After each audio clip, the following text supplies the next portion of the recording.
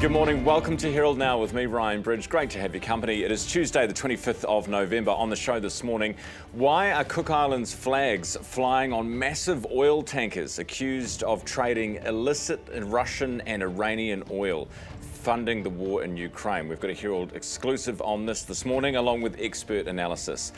Warranties for new homes and expensive renos, tougher penalties for cowboy builders. The building industry reacts to the government's move to tighten up the Building Act, and new data shows the number of job ads have increased for the last 4 straight months. Is this the sign we've all been waiting for? Seek on that in 20 minutes. Plus, Labour leader Chris Hipkins live at the desk with me at 7:30. First, here's Neva. Herald Now News, powered by Newstalk ZB. The Cook Islands flag has been flown over 100 oil tankers accused of illicitly trading Russian and Iranian oil. A Herald investigation has looked into a 2024 peak of 150 tankers on the shipping register of private company Maritime Cook Islands. Starboard maritime intelligence analyst Mark Douglas says 57 were suspected of transporting Russian oil in breach of sanctions and 74 of doing similarly for Iran. Nearly half have been formally sanctioned since. Foreign Minister Winston Peters says the shipping registry is alarming and has factored into decisions to withhold aid funding to the Cook Islands. The government's being challenged to go further on its building consents reform. It will make home warranties mandatory for buildings 3 stories and under and for renovations costing more than $100,000. It's designed to proportion liability out to those responsible for mistakes. Architectural Designers New Zealand Chief Executive Kieran Davis says people shouldn't have to rely on building organisations for the guarantees. The job market remains tough. Latest data from job ad platform Seek shows job ads have risen 1% for the 4th consecutive month. Job ads are up 7% year on year. The growth is across most regions and industries. However, applications per job remain at record highs. Fire crews have been battling a blaze on a property in Waiuku, southwest of Auckland. Fire and Emergencies says that the fire has been burning plastic that was set to be recycled and has been asking locals to keep windows and doors shut if possible. Revelations: a rise in top grades at university may not be down to New Zealanders getting smarter. Analysis by the New Zealand Initiative reveals A grades have increased from 22% to 36% of all grades since 2006. Senior Research Fellow James Kirsten says they couldn't find any evidence students are getting better or smarter, but believe it's in the academics' best interest to give out higher grades. The heartbroken mother of the 3 young children who died in a house fire at Sanson wants their funeral to be filled with brightness. August, Hugo and Goldie will be honoured at a private service for friends and family in Palmerston North today. Attendees at the celebration of life are urged to wear bright colours. Legendary reggae pioneer Jimmy Cliff has died aged 81. The singer was known for hits like Wonderful World, Beautiful People, and his career surged again with his 1993 remake of I Can See Clearly Now for the Cool Runnings soundtrack. Cliff was one of only a few musicians alongside Bob Marley to receive Jamaica's prestigious Order of Merit. Herald Now Sport, brought to you by Gold Sport.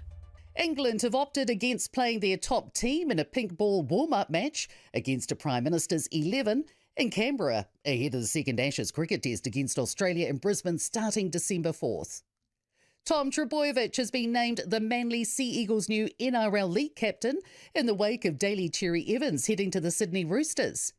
Manchester City football manager Pep Guardiola has apologised for ripping off a cameraman's headphones and bellowing in his ear after the sides lost to Newcastle on the weekend. This rates cap, how's it actually going to work? I had Luxon on the show yesterday, as you will know. An announcement is coming in the next few weeks. We can expect something from them on this.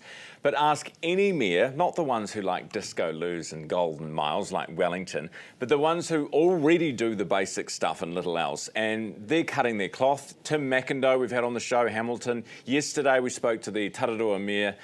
They all say the same thing. We are doing the basics. We've cut the silly stuff. And we don't know how this thing is actually going to work without bankrupting local government. RMA reforms will be a big part of this, and Luxon's talking about potentially some amalgamation. If there are fewer consents needed or consents are streamlined, do we need so many councils with a back office bigger than Kim Kardashian's booty? Probably not. So less work, especially for regional councils, could lipo some of the cost out of the system, which would be a good thing. And then there's the back office more generally. The Tararua Mayor Scott Gilmore made some good points yesterday. He said we have 67 territorial authorities in New Zealand and all have their own finance departments, their own comms teams, not that they talk to us, their own legal teams, the full kit and caboodle. Can they combine some of that back office and save some cash when they do it? He reckons that they can, and to his credit, he's already talking to his neighbours about doing just that. But even with the no frills and minimum upkeep of the basics, residents are still staring down the barrel of double-digit rate increases, or at least north of 7%, which, as we all know, is more than inflation. So a rates cap, like a move-on order for rowdy rough sleepers on Queen Street, might sound like a good idea, but is it fixing a problem or simply moving it down the road for someone else to clean up? Herald Now weather, brought to you by You Do It Kitchens.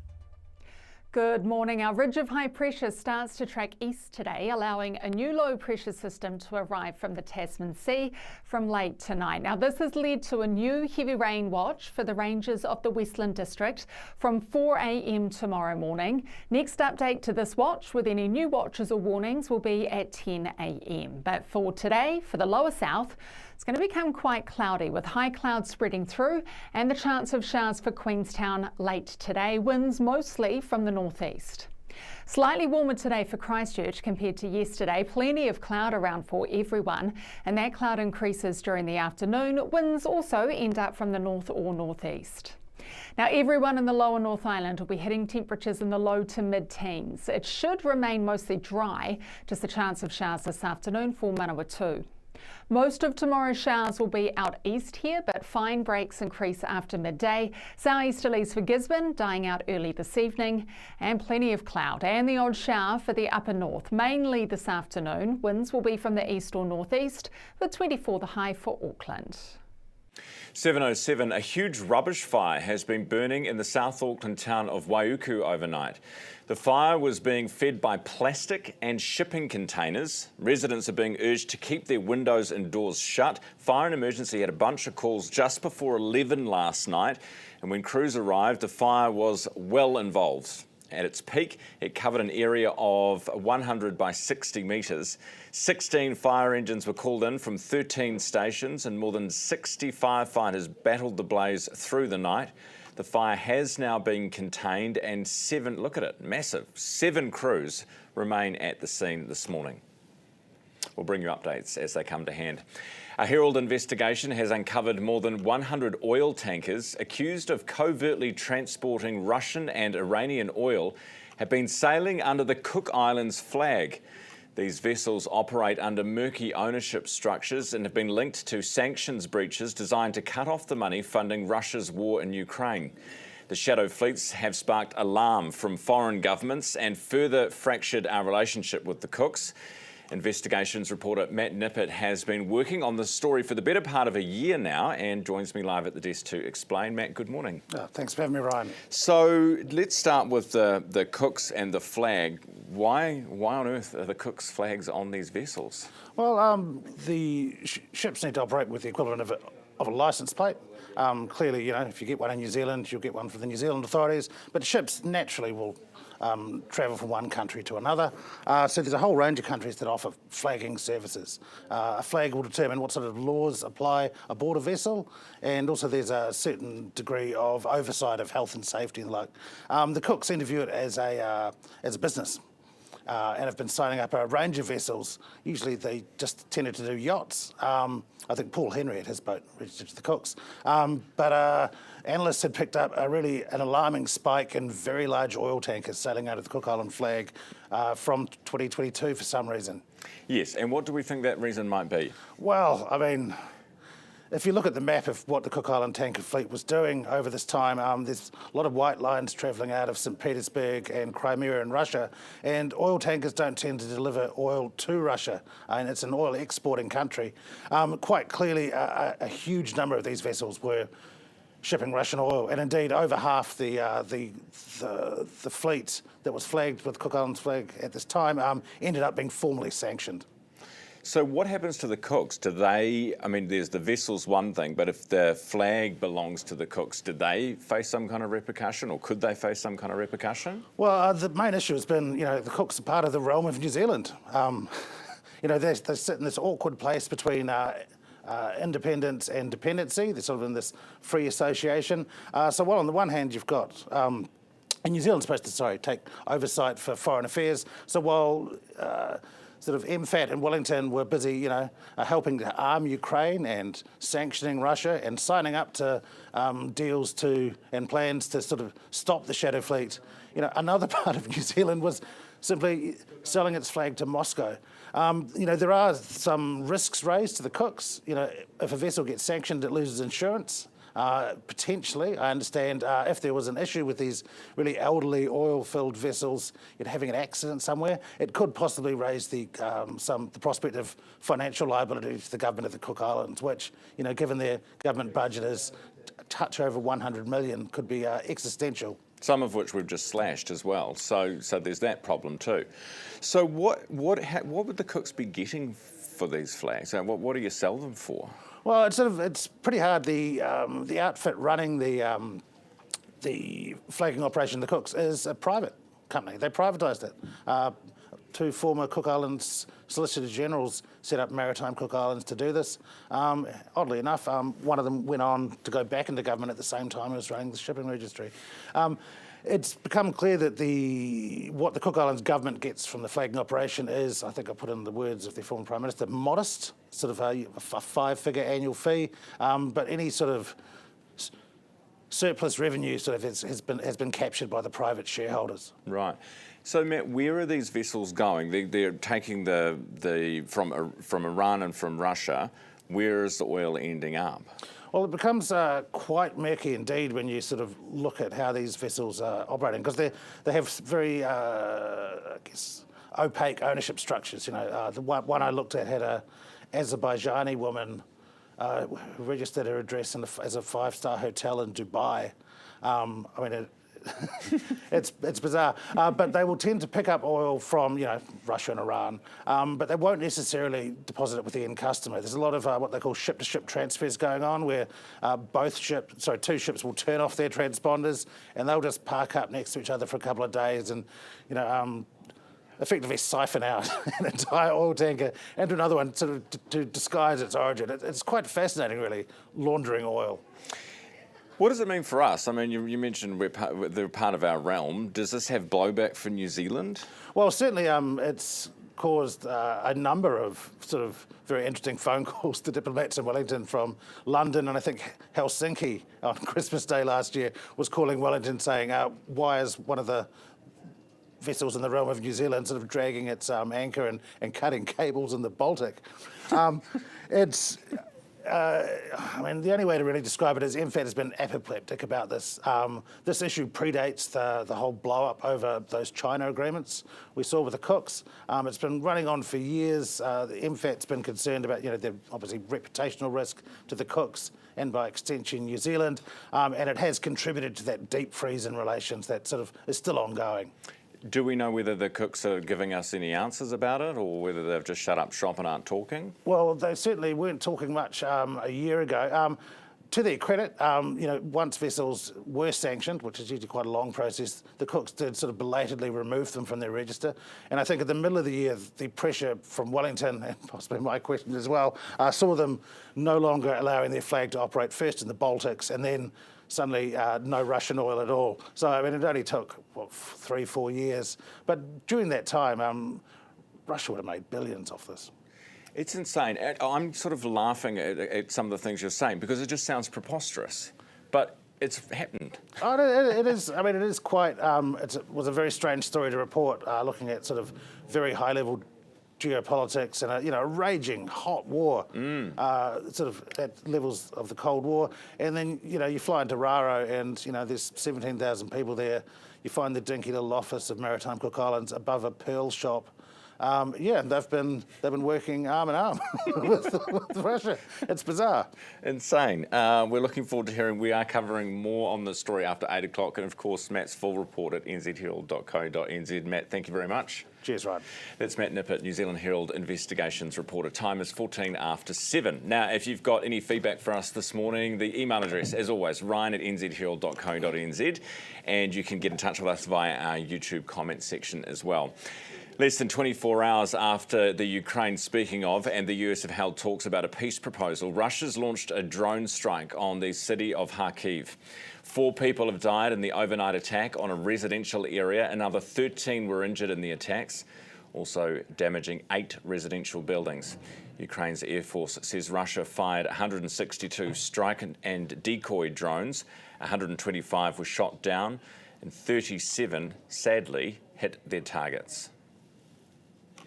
Back home, the government has announced the next steps in a major reform for the building and construction sector. Home warranties will be mandatory for all new residential builds under 3 stories and for renovations worth more than $100,000. Professionals, including architects and engineers, will need to have indemnity insurance. There will also be tougher penalties for those breaking the rules. The changes are designed to safeguard homeowners as the sector undergoes a shift in liability settings, ensuring they will be paid out for defective work. To hear how this industry thinks this is going to go, I'm joined by Ross Morley, who's Rodney East franchise owner at GJ Gardner. Ross, good morning. Good morning, Ryan. Good to have you on the show. Thank you. So what proportion of homes right now, like new build homes that are being built or big renos that are being done, what proportion would have a warranty on them? My understanding is under half the current builds have a warranty insurance in place. And if something goes wrong with one of those homes that don't have a warranty, what happens? Well, you're relying on the people that are there, the builder, and if the builder's not around, unfortunately it falls, in the current system, it's been falling to last man standing. So, which has often been council. Some cases it's been us as the builder, GJ Gardner Homes, with a long tenure of 28 years. We've been the last one standing, so we've had to pick up the bill. But yeah, often it's been ending up with council. Right, this is all going to change, not until Correct. 2027 it's going to become mandatory? Correct. So what happens? So when you sign a contract with a builder, there will have to be something in there about warranty. Correct. So now, going forward, we will have to ensure that every builder will have to ensure for all projects over $100,000 that they have a third-party insurance. There's 3 companies at the moment providing that in the country. We use Master Builders Guarantee, which is a long-standing, reputable product, and that will provide the insurance for the homeowner going forward. What does it cover? It covers, as long as your builder has got the full package, which we do, it covers the loss of deposit, it covers the non-completion of build, it covers the workmanship and materials for 2 years, structural guarantee for 10 years, and it is transferable for a small fee. What is the cost? How much is it going to add to, if we're building a new house or if we're doing a reno worth more than 100K, what as a percentage, roughly? Percentage is less than 0.5%, so a few $1,000s. It's a pretty small amount of money for the value of a build. And the peace of mind. Yeah, correct, yeah. So it really sets it up, because of the change in liability, it's going to place the potential liability ends up with the owner, so this insurance will help cover that off. What are some of the more common, obviously GJs probably wouldn't have these issues, but when you go onto sites where builders have been previously, something's gone wrong, what stuff does go wrong? It can be structural, is a lesser common problem, but that's the big cost one, where you could have foundation movement, you could have a beam that sags or something like that. Everything still relies on human input at some point along the way, so somebody could have made a mistake in a design, it could have made a mistake in buying the correct beam to put in or something like that. So, what about, we had leaky building in New Zealand and that was a massive deal. If we've all got warranties, will there be enough to cover all of us if something like that happens again. Correct. Well, the policy will cover, so leaky buildings was all about rotting. The guarantee, our master builder's guarantee that GJs use does cover structural defects from rot, as long as it fits under a matrix of 12, which is an MB kind of requirement for complexity of the building. So as long as we're under that level of 12, then we will have cover for that going forward. Okay. Ross, what do you advise, because this isn't happening for another couple of years or more than a year, what do you advise the people who are getting work done in the meantime? What should you make sure that you are doing? I would highly recommend that you check your builder has this guarantee going forward, because as this is going to kick in and it lasts for 10 years and the law changes with liability, if you don't have this in place, then potentially the homeowner could be wearing some costs down the track. All right. Great advice. Ross, appreciate you coming in this morning. Thank you very much. All right, thank you. That's Ross Morley, Rodney East franchise owner at GJ Gardner. GJ Gardner is a partner of ours. That interview was not part of that partnership. It's just gone 20 after 7. Coming up next, new data from Seek shows job ads are up for the 4th month in a row, up 7% year on year. Tech roles lead the way. We've got the breakdown for you if you're looking for work. After 7:30, Labour leader Chris Hipkins, he's looking for work. He wants to be the Prime Minister. He's at the desk live. Finally landed south of the equator, ready for some warm family memories. This rebel is great for holiday gatherings. Care for an iced? Or hot? Holiday as, bro. Nobody has supreme knowledge of Christmas gifting like Noel Leeming. Here she is. How's the business going? Good, actually. We just switched to 2 degrees. Well, we tested the networks and couldn't see any difference. But 2 degrees has the most satisfied customers. With Flex, we get instant control of phone plans, data usage, and cost center reporting. And they're the fastest growing business network.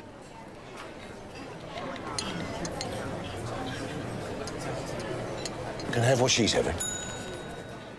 Sing your heart out to Coast's feel-good 80s hits. Kenny Loggins, Whitney, John Farnham, Eurythmics, Bonnie Tyler, Eric Carmen. The most 80s are on Coast. Sing your heart out. Coast. In 1985, my grandfather set out to make the world a better tea. That's why we grow our own, unlike other tea companies. Then pick the best leaves by hand, not machine, and pack it right here in Sri Lanka. But it's not just the taste that makes our tea better. 15% of our profit goes to humanity and to the elephants. As my grandfather said, Do try it.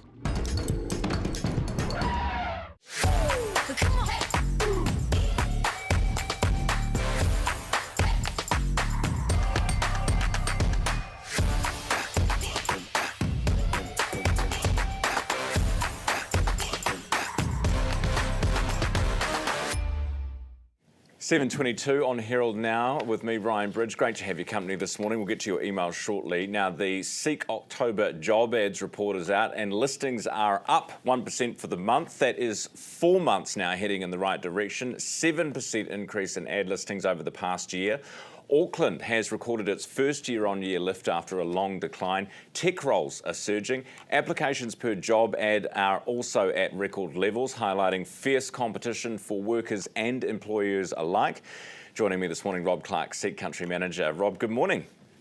Good morning, Ryan. So this is it's another month of a positive result.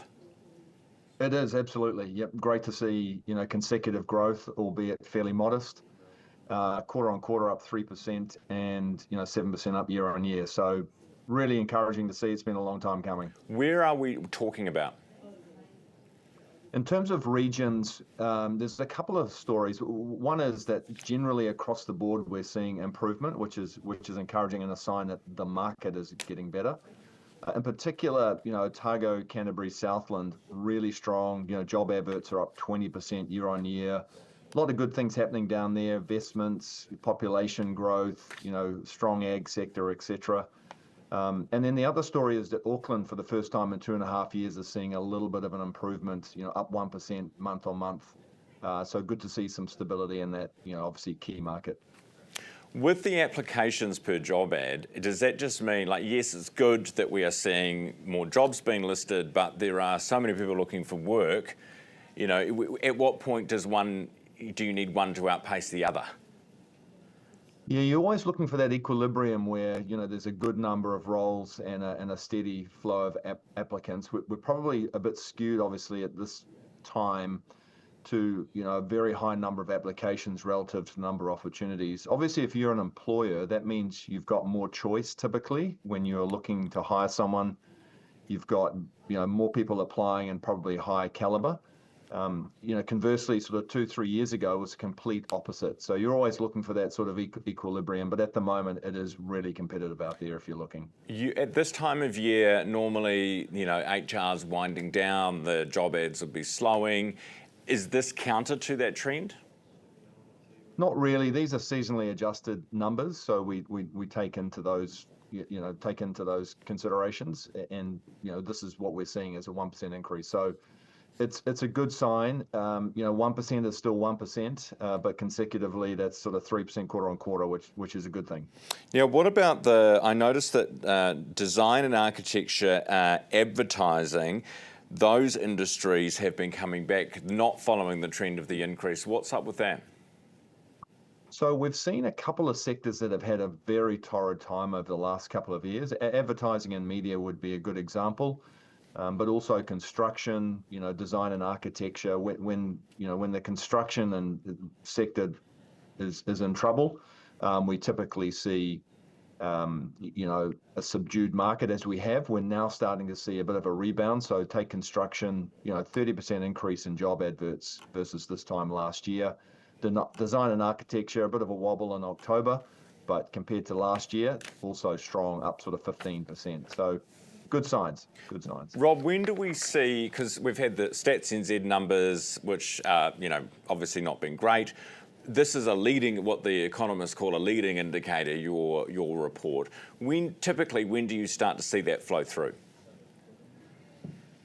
It depends, Ryan. I mean, we are a leading indicator as relates to the labour market, but the labour market is typically a lag indicator, if you like. So a lot of the talk is around the capacity in the market, and by that I mean, you know, companies or organisations have capacity, they can expand, you know, their output without hiring more people for a little while, and then once that demand gets higher, they need to employ people. Obviously, if you're a small business, that's more difficult, and so what we are seeing is in the small to medium-sized businesses, we're seeing a faster increase in the demand for adding talent to organisations, and so that's generally a pretty good sign that there's better things to come.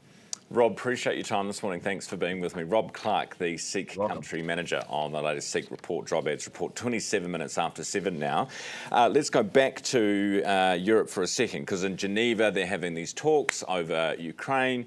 Can they come to some kind of agreement? And Trump's saying, oh, it's sort of positive.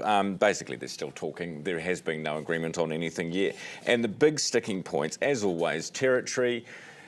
Putin saying, I want this, and Zelensky saying, it's ours, you stole it, you don't get to steal land and then keep it in some treaty.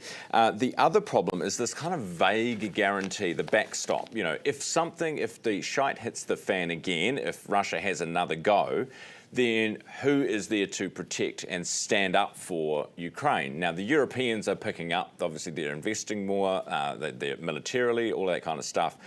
But it's been vague the extent to which America would get involved, and as it stands, still very vague. What's interesting is Marco Rubio, he's been facing questions, this is Donald Trump's Secretary of State, facing questions about how it's going and why did you have this almost Kremlin-drafted proposal to start with and where are we now? His answer, he's basically just explaining diplomacy. Have a listen. In order to have a proposal, you have to write it. You know, if it's just verbal, it's in the air. You have to put it down on a piece of paper, and just because it's printed on a piece of paper doesn't indicate finality. So you get input, and based on that input, you make adjustments, and then you get more input, or you make a counteroffer, and you get more adjustments. That's an ongoing process. There's a lot more of that to happen. That's how it works, and clearly there's a lot more of it to do. Now, Zelensky, for his part, he's feeling relatively positive. He says giving away territory, though, is a massive roadblock. We've managed to keep extremely sensitive points on the table, including the full release of all Ukrainian prisoners. These are important steps, but to achieve real peace, more is needed. It is 29 after 7. A new global study suggests extreme picky eating is far more common than once thought. Researchers looked at more than 35,000 children aged 3 to 8 and found that up to 18% eat such a limited range of foods that they're at risk of nutritional deficiencies and developmental delays. Judith Yeebsley is a nutritional therapist, joins us this morning. Hi, Judith. Kia ora, Ryan, how are you? Very well, thank you. Judith, what are children not eating enough of? Generally fruit and vegetables. No surprises there. Is this picky eat, like, how do you just, why do some kids eat fruit and vegetables and others not?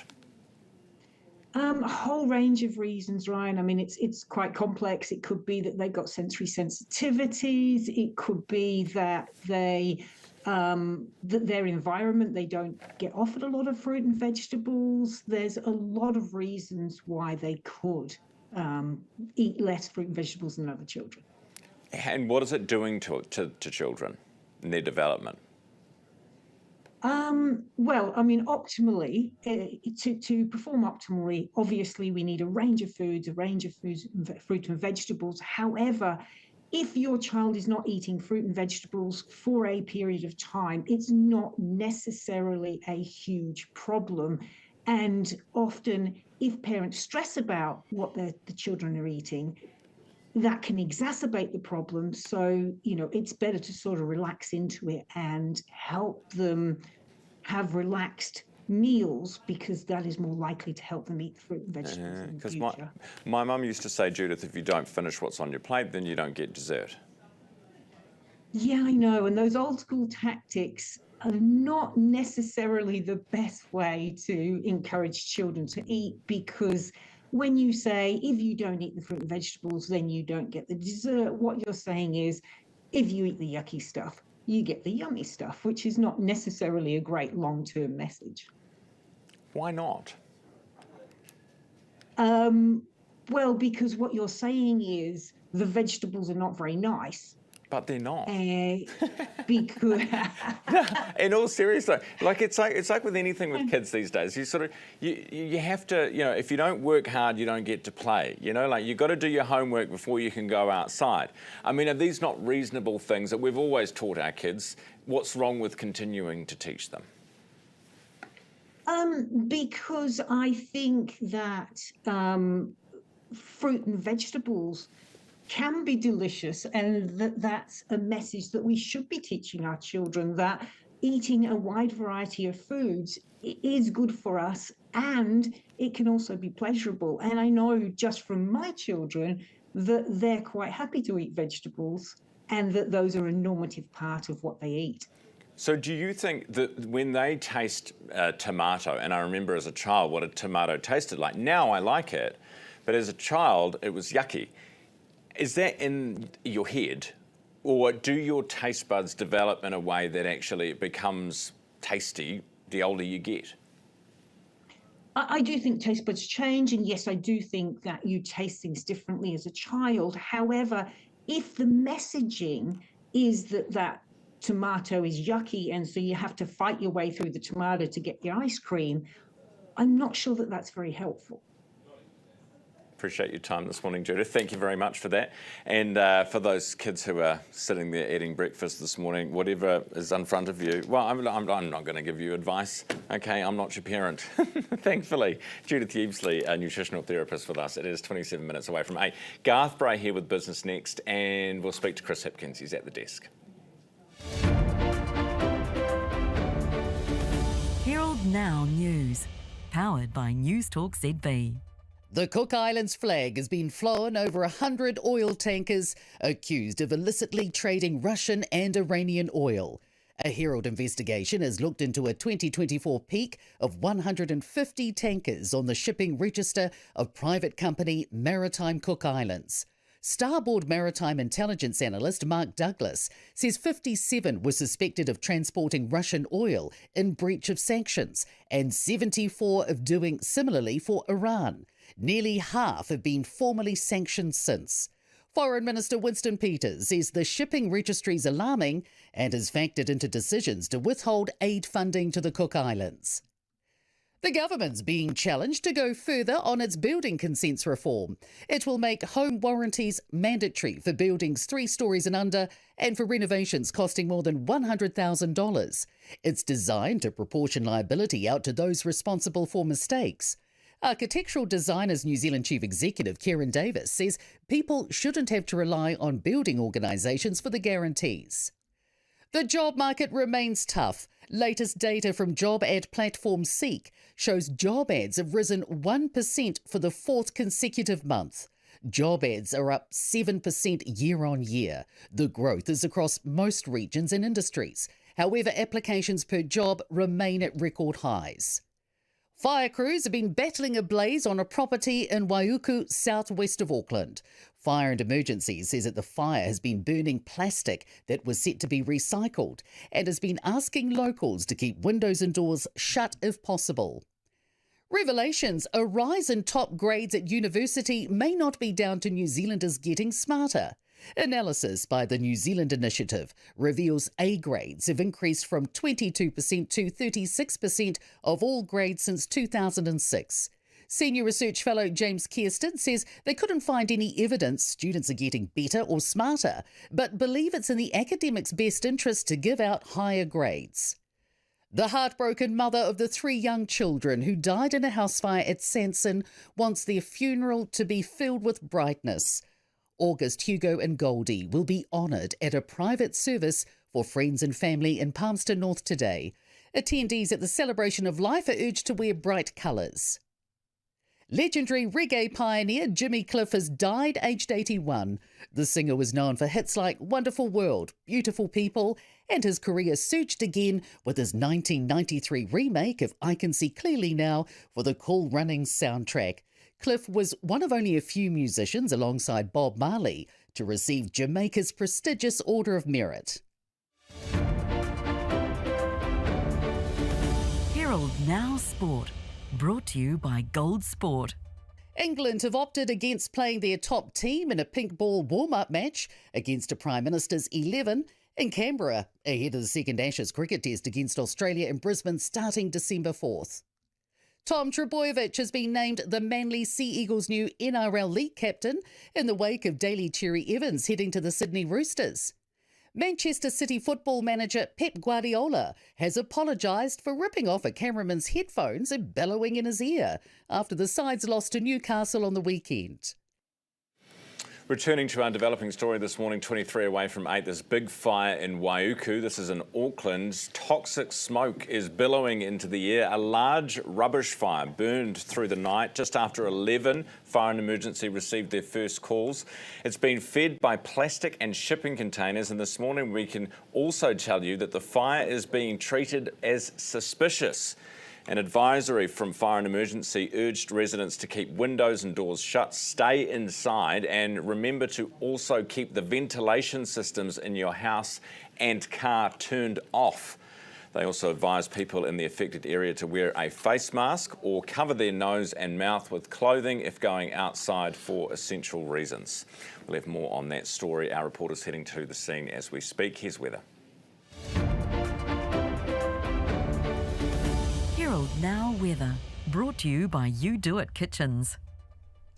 Good morning. Our ridge of high pressure starts to track east today, allowing a new low pressure system to arrive from the Tasman Sea from late tonight. Now, this has led to a new heavy rain watch for the ranges of the Westland District from 4 a.m. tomorrow morning. Next update to this watch with any new watches or warnings will be at 10 a.m. But for today, for the lower south, it's going to become quite cloudy with high clouds spreading through and the chance of showers for Queenstown late today. Winds mostly from the northeast. Slightly warmer today for Christchurch compared to yesterday. Plenty of cloud around for everyone, and that cloud increases during the afternoon. Winds also end up from the north or northeast. Now, everyone in the lower North Island will be hitting temperatures in the low to mid-teens. It should remain mostly dry, just a chance of showers this afternoon for Manawatu. Most of tomorrow's showers will be out east here, but fine breaks increase after midday. Southeasterlies for Gisborne, dying out early this evening, and plenty of cloud and the odd shower for the upper north, mainly this afternoon. Winds will be from the east or northeast, with 24 the high for Auckland. You're watching Herald Now. It's 21 minutes away from 8 o'clock. Joining us this morning is Chris Hipkins, Labor Party leader, who's at the desk in Auckland this morning. Good morning. Good morning. Good to see you as always. Now, capital gains tax that you guys are introducing. I know it's not the family home, but there is some polling that's been done that talks about the nominal gain versus the real gain that people might get, and you're taxing the nominal, not the real. People don't think that's fair. Well, that's one poll result. We've seen strong support for capital gains tax, the simple targeted capital gains tax, since we introduced it. There has been a lot of misinformation. I mean, the National Party continue to peddle a whole lot of lies about it, including that it'll apply to KiwiSaver, to businesses, to farms. It won't apply to any of those things. We don't inflation adjust incomes, for example. So if your income goes up by the rate of inflation, we don't adjust your tax bracket so that it goes down. We don't adjust other taxes by the rate of inflation. But why you're essentially double whammying people? I mean, if you're saving for retirement and a property investment as part of that plan, you know, there's a $1 million sale price. The increase in value, let's say, is 100K, but inflation over that time is, let's say 10%. In real terms, you make no money, but you must pay, what, $28,000? And one of our messages is we want people investing in other things with their retirement savings rather than just residential rental properties. This is a shift we need to make as a country. We need to get ourselves off the addiction that we have to investing in residential rental properties. Because I want my kids and their generation to be able to buy their own home so that they don't have to be lifelong renters. So you want property prices to come down? Well, I want property prices to at least stabilise. I certainly don't want to see another sugar rush like we saw before, which seems to be what the current government are arguing for in property prices. But it's what they want another spike in property prices so that people can increase their mortgages. It's also, Chris, what you delivered. The biggest spike in property prices we've seen in a generation. And that happened around the world, and we cannot sustain that. I don't want to see us go back to that. And a capital gains tax is one of the ways we can avoid going back to that. Is it fair to double whammy them, though? And I'm talking here about people who are saving for their retirement. They're doing it with an investment property. They already own this investment property, not people who are going to buy one. And they've kind of got no choice in the matter. Sure, it doesn't kick in until next year or whenever it is, 2027. But if you've already owned a property and you're not getting a real gain, but you will be taxed on a nominal gain, is that fair? You're still going to be keeping, you know, what is it, 72% of the gain that you make. So, yeah, but and that is, and that of course, a hell of a lot of money. And that is the gain. That is the gain you make after the capital gains tax is introduced. Bearing in mind that you keep 100% of the gain that you've made up until that point. Yeah, I know what you're saying. It's not the whole amount, but it's still an amount, right? It's 28% that you'll be taking away from the increase. And you're still going to be making quite a lot of money off selling a residential rental property.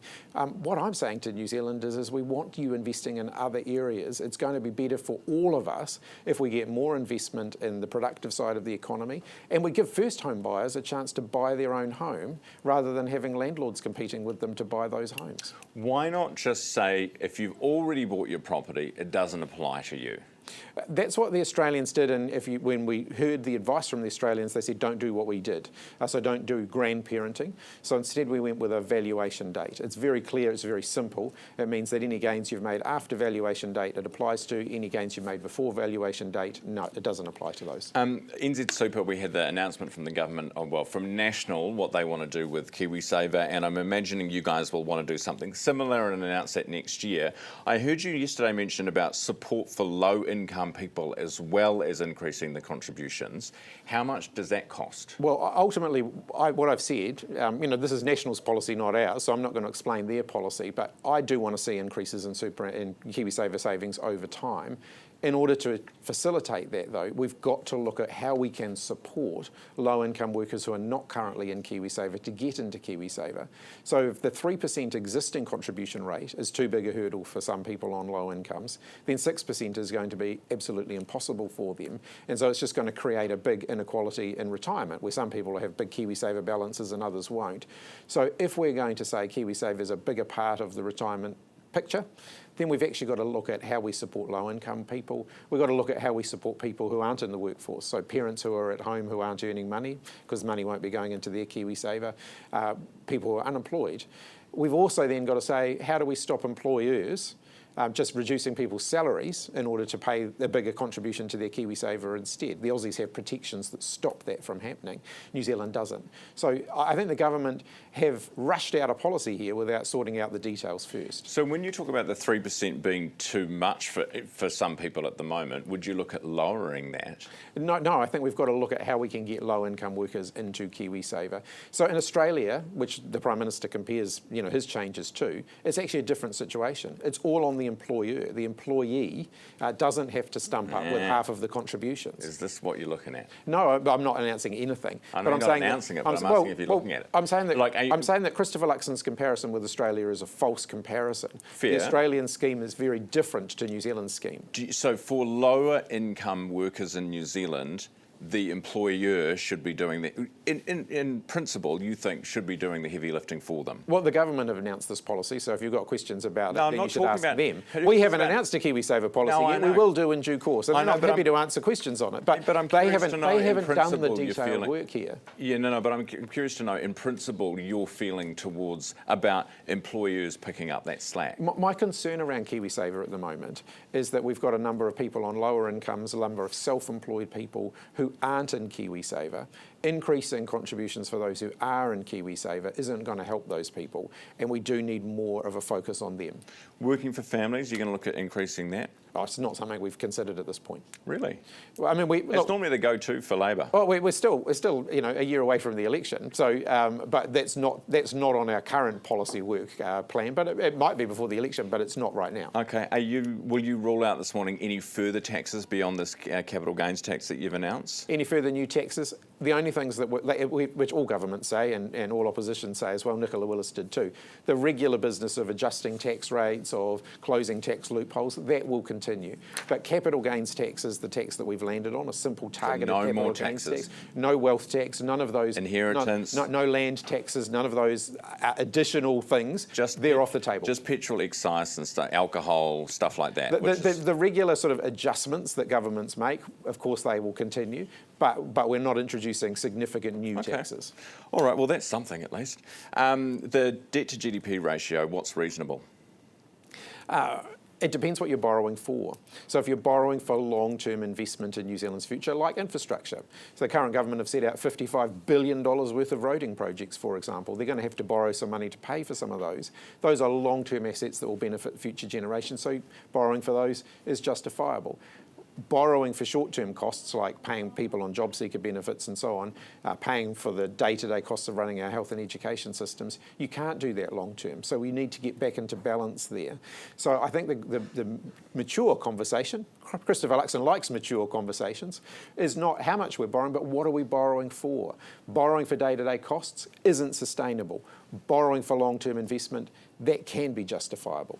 Okay, but the question was, what is a reasonable debt to GDP ratio? Well, again, it depends what you're borrowing for. So a debt to GDP ratio that is growing because you're borrowing for day-to-day consumption is clearly too high. A debt to GDP ratio that's going up a bit because you're investing in assets that ultimately are going to lead to a more productive New Zealand in the future, that can be justifiable. So rather than simply saying, here's one target and this is the target to rule all other targets and we're not going to have any more mature conversation about it than that, I think is the wrong approach. So Grant Robertson was wrong when he put a 30% one on?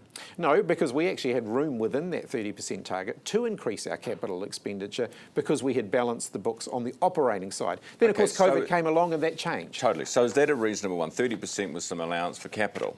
Well, there's or has things changed? Well, the way we were calculating that, of course, is different. We were using an international accounting standard, which included your assets within the calculation. Will you have a debt The current government have removed that. I think what people want to know is, will Labor have a debt ceiling, or is it going to be another free-for-all? We will set out the fiscal parameters that Labor will work to, as we're required to do under the law, under the the Public Finance Act. Governments have to set out their parameters, and we will do that before the election. All right. Winston Peters had any chats with New Zealand First lately? Not at all, no. No texts? No, none at all. I mean, but there's a clear message here to New Zealanders. If you're voting for Winston Peters, who knows what you're voting for? If you want a change of government, if you want strong and stable government, which we haven't had for the last 2 years, vote Labor. Do you still think he's racist? I think Winston Peters has a number of views that are not compatible with the sort of unified approach Labor that I want to bring to government. So rule him out? I've said that I'll settle all that out closer to the election. But why not just do it now? I mean, why would you work with a racist if that's what you think he is? Well, who knows whether Winston Peters will still be around at the next election? I mean, Shane Jones seems to be keen to take over New Zealand first. So, I mean, who knows what's going to happen? The puberty blockers thing, would you reverse that?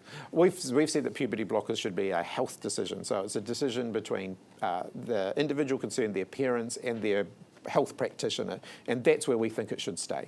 Doctors, so 4.5 million extra visits you are promising through this policy if we get the tax that you guys want to bring in. How many extra GPs will we need to service that? No, but you've misread that. We've said that we can free up 4.5 million visits through of existing visits, through better systems for our existing GPs. So that they can triage visits better, so that they can have greater efficiency. So how many we estimate about half of those will be needed to provide for the 3 free visits that we've committed to. So what, 2.5 million visits or something will be? So if you get 3 free visits a year, you expect there will be about 3 million extra visits. So how many extra GPs do we need for that? Well, so we can accommodate that within the existing workforce, although it is stretched. How can we when it is so stretched? Although it is stretched, and we're going to need to grow the GP workforce as well. And I'm going to be talking a little bit more about growing the GP workforce in the next week or so. But hang on, so you're saying that even though the system is so stretched, we have people waiting weeks to get an appointment for a cold or whatever, you're saying we can do an extra 2.5 million visits tomorrow? Well, because a lot of the visits will already be happening. So this is going to apply to all visits. So if you go to the GP now, you currently pay, you won't pay anymore. So everybody will get the free GP visits. Yeah, but people will So the go bulk more. of the visits that people are making to their GP, they're making already, they will become free. So what's the point in doing it then? Because we want to make sure that we want to help people with the cost of living. We want to make sure that they go to the doctor when they need to go to the doctor. Okay, and you're saying that no one who wasn't going to the doctor would then be going to the doctor? No, we're saying about 2.5 million more visits will happen each year. So we can free up about 4.5 million visits a year. With no extra GPs? Through the greater... Well, no, there will need to be some greater GPs. You'll see in our plan, we've made allowances for that, and I'm going to set out more details of that in the next week. How many GPs are we short right now? What, sorry? How many GPs are we short in New Zealand right now? I don't have that number. We definitely need more of them.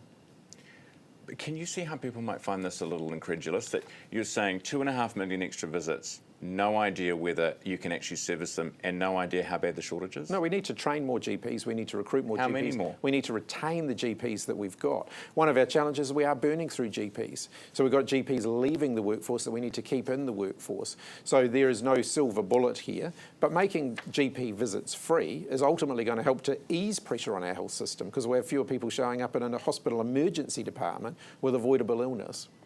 All right. Hey, Greg O'Connor's he Gomburger? Greg's a really valuable member of our team, and I'd love to see him stay in the team. Obviously, his seat's disappeared from under him, and so now we've got to talk to him about how we can find other options for him. And there's still a Labor list selection process to do. He's mulling whether he wants to put his name forward for that. So I'll have a chat with him about that in the next couple of weeks. All right. What do you reckon about Chris Bishop? Do you think he's eyeing up the top job? What are you hearing in the hut? He seems to be popping up a lot more, doesn't he? But those are really questions for the National Party. Chris Hipkins, appreciate your time this morning. Thanks for being with me. Labor leader Chris Hipkins at the desk, 8 minutes away from 8. Next, the Commerce Commission has just said it's taking a big oil company to court over fuel prices. This is breaking news this morning. Garth Bray from Business Desk has the details, thanks to our partners 2 Degrees. I'm Hayden Scott, and I'm a knife maker. I make knives from my workshop at home in West Auckland. Yeah, my previous life I was a chef, did that for 25 years. But I had this knife making thing that I was doing and had been doing for some time. And so that transition from finishing that 25-year career and taking the plunge into full-time knife maker, I had been building up to that, but I still had to take a leap. I'm upgrading Grand's old flip phone. This new model's got an awesome camera, built-in AI, and it still flips. Oh, flip life forever, baby! Nobody has supreme knowledge or phone upgrades like Noel Leeming. Maximising productivity, what have you got? Well, if we switch to 2 degrees, with Flex for Business, we can instantly manage data usage, employee mobile plans, and cost centre reporting, saving us time and money. Cool.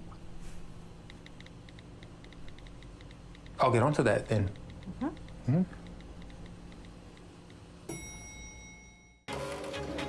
I became a Herald journalist to go behind the headlines and to help people make sense of the world. I became a Herald journalist to help people understand the big issues that affect them. To ask the right questions and to press people who have the answers. To listen to people and to be fair and balanced. To highlight the plight of the marginalised and vulnerable and challenge those in authority. To share extraordinary moments in the lives of ordinary people. I became a Herald journalist to report the facts. That's what we're here to do. If it's news you can trust, it's news worth knowing. The New Zealand Herald.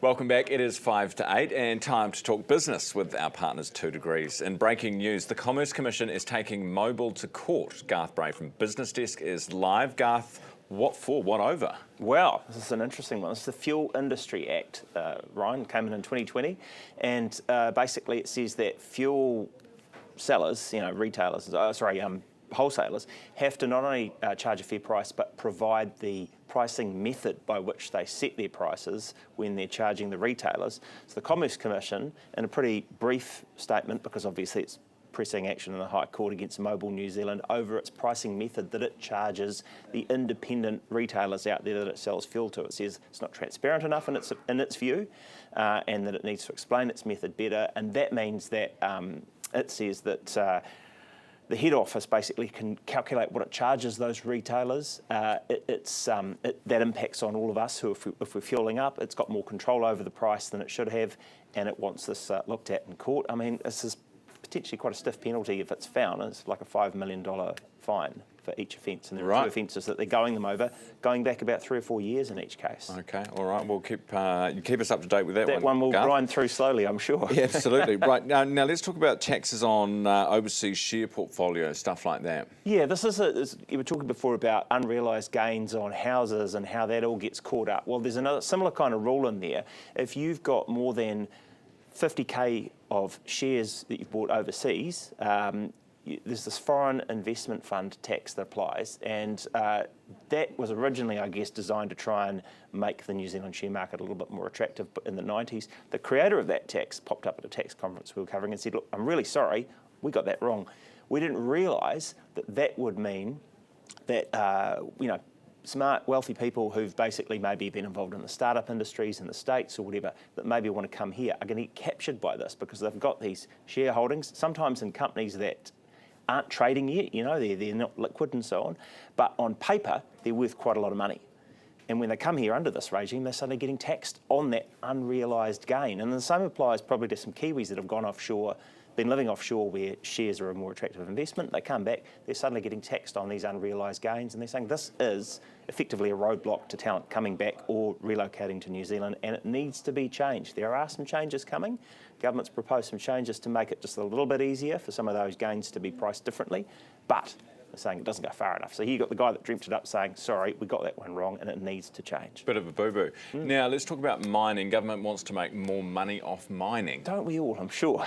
If you're going to dig it, you might as well get some of the benefit, I suppose. Some would say don't do it at all, of course. But, the mining royalties have dropped quite significantly because that includes petroleum and that includes gas. And we know we had kind of a gas catastrophe where the amount of gas coming out of the gas fields dropped. Well, that means that the amount of royalties the government's getting has taken a huge hit, about a 40% drop, down to about 143 million last year. So I guess they're looking around for, crikey, where do we find that from? They're also, of course we know, looking at several big gold mining operations that are seeking fast-track approval. You've got coal mining that's looking at that. You've got these rare earth elements that a lot of companies are now looking at whether they can sort of pull those out of the soil in a way that doesn't, smash the place up too much, and some offshore that, arguably might. all of that, I suppose, they're saying, look, is there a way we could reprice this? They've put a tender out for experts to take a look at this thing, and that's one of those, this is the trigger for that. And they're saying that, like, the last time I looked at this about 12 years ago, that New Zealand was making about a third of the accounting profit, but overseas it was like anywhere from 37 to 59% of the accounting profit. So basically, overseas they would take a bigger share of the gain from those royalties and keep them back here. Yeah, I think we've got to do that, because there was a story the other day about gold, and it was we were getting 1% or something in royalty. I mean, it's madness. The gold royalties were up. They're about 11.6 million. But, you know, that's not a huge amount of money. It's not even a huge amount of money at all, is it? No. Because if you're going to rip the ground up, you want to make sure that you're getting something in your back pocket to make it worth your while. Arguably, there's, you know, all kinds of benefits from, you know, the activity of actually digging it up and the jobs it creates. And but obviously, you've got, and tax and stuff, but you've got long-term liabilities there that you've got to cover from, you know, the risk, what's created, how you manage that, to clean it up, all that kind of stuff. And in some cases, in coal mining cases, those costs are higher than the royalties we're getting. Garth, always good to talk. Garth Bray, Business Desk, thanks to our partners 2 Degrees. It is 1 away from 8. Let's whip to Tauranga, where families in need will be getting a boost just in time for Christmas, as the annual Food Bank appeal raises $20,000 in its first week. Caitlin Morell is with us, Bay Plenty Times reporter. Caitlin, good morning. Good morning. Some very generous boppies. Yes, boppies. Yeah, yes, they are. Yeah, the Christmas appeal has just ended its first week. This is actually the 14th year that the Bay Plenty Times is running a Christmas appeal, which supports the Tauranga Community Food Bank. Last year, we hit a record-breaking $316,000 worth of cash donations and food items donated to the food bank, which boosted the food bank immensely, and they're so grateful for all the support. Very cool. And what sort of support will people be getting? So the community really rallies behind this every year, and there's cash donations that are received and food items. So they have an annual wish list every year. This year it's got items from hot chocolate, always Christmas treats, especially at this time of the year. There's sugar on there, coffee on there. We've got canned fish on there specifically, but any items are welcome that will give a boost to any family in need to fill their tummies this Christmas. Very nice. Good job, Caitlin. Appreciate it. Caitlin Morell, Bay Plenty Times reporter with us live. It is 1 minute after 8. You're on Herald Now.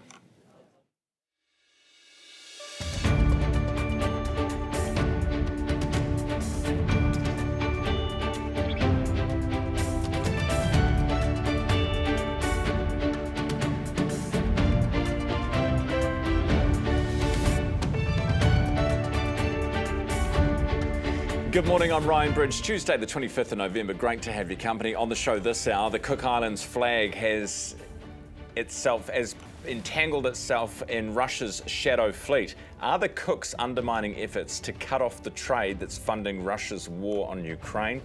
We have expert analysis this morning. A new independent study says we could save hundreds of lives and $135 million a year if we have better access to early detection of chronic kidney disease. So why don't we? We'll talk about that. And our great walks are a great thing to do on your holidays. Docs just open them up for bookings. So how to make sure you don't miss out and stay safe while you're enjoying them. That's after 8:30 this morning, and we speak to the author of this excellent book. Nice big coffee table one, that is. We'll talk to Peter Griffin with technology too. First, here's Neva. Herald Now News, powered by News Talk ZB. The Cook Islands flag has been flown over 100 oil tankers accused of illicitly trading Russian and Iranian oil. A Herald investigation has looked into a 2024 peak of 150 tankers on the shipping register of private company Maritime Cook Islands. Starboard Maritime Intelligence Analyst Mark Douglas says 57 were suspected of transporting Russian oil in breach of sanctions and 74 of doing similarly for Iran. Nearly half have been formally sanctioned since. Foreign Minister Winston Peters says the shipping registry is alarming and has factored into decisions to withhold aid funding to the Cook Islands. The government's being challenged to go further on its building consents reform. It will make home warranties mandatory for buildings 3 stories and under and for renovations costing more than $100,000. It's designed to proportion liability out to those responsible for mistakes. Architectural Designers New Zealand Chief Executive Kieran Davis says people shouldn't have to rely on building organisations for the guarantees. The job market remains tough. Latest data from job ad platform Seek shows job ads have risen 1% for the fourth consecutive month. Job ads are up 7% year on year. The growth is across most regions and industries. However, applications per job remain at record highs. Fire crews have been battling a blaze on a property in Waiuku, southwest of Auckland. Fire and Emergency says that the fire has been burning plastic that was set to be recycled and has been asking locals to keep windows and doors shut if possible. Revelations: a rise in top grades at university may not be down to New Zealanders getting smarter. Analysis by the New Zealand Initiative reveals A grades have increased from 22% to 36% of all grades since 2006. Senior research fellow James Kirsten says they couldn't find any evidence students are getting better or smarter, but believe it's in the academics' best interest to give out higher grades. The heartbroken mother of the 3 young children who died in a house fire at Sanson wants their funeral to be filled with brightness. August, Hugo and Goldie will be honoured at a private service for friends and family in Palmerston North today. Attendees at the celebration of life are urged to wear bright colours. Legendary reggae pioneer Jimmy Cliff has died aged 81. The singer was known for hits like Wonderful World, Beautiful People, and his career surged again with his 1993 remake of I Can See Clearly Now for the Cool Runnings soundtrack. Cliff was one of only a few musicians, alongside Bob Marley, to receive Jamaica's prestigious Order of Merit. Time now is 5 minutes after 8. We'll have an update on that fire in Waiuku for you in the next half an hour or so. We've got a reporter heading to the scene. Basically, it sounds pretty toxic. There was plastic, shipping containers alight, and fire and emergency warning people to keep their windows closed, don't turn the aircon on, all that kind of stuff. So we'll have an update on that for you shortly. Good news about the job ads this morning. We are loving that. Don't forget you can flick me an email for your feedback, ryan@nzherald.co.nz. Now, the other day we were talking about a solar farm that was supposed to be built in Northland. Well, bit of a problem. There was a bird that a native bird that regularly flies over the solar farm, and they were worried that basically the birds would dive bomb and kamikaze and kill themselves on the solar panels. It doesn't make sense to me. Don't ask. Anyway, that was the issue. That's been held up potentially by another year because of this concern from environmentalists. Now, good news for Genesis is that their solar farm in Edgecombe is going ahead. This is in the Bay of Plenty. It's a $236 million project, generating enough power for about 29,000, almost 30,000 homes. It will be in operation, they reckon, by the second half of 2027, and construction is expected to start shortly. So that has got to be a good thing, 6 after 8.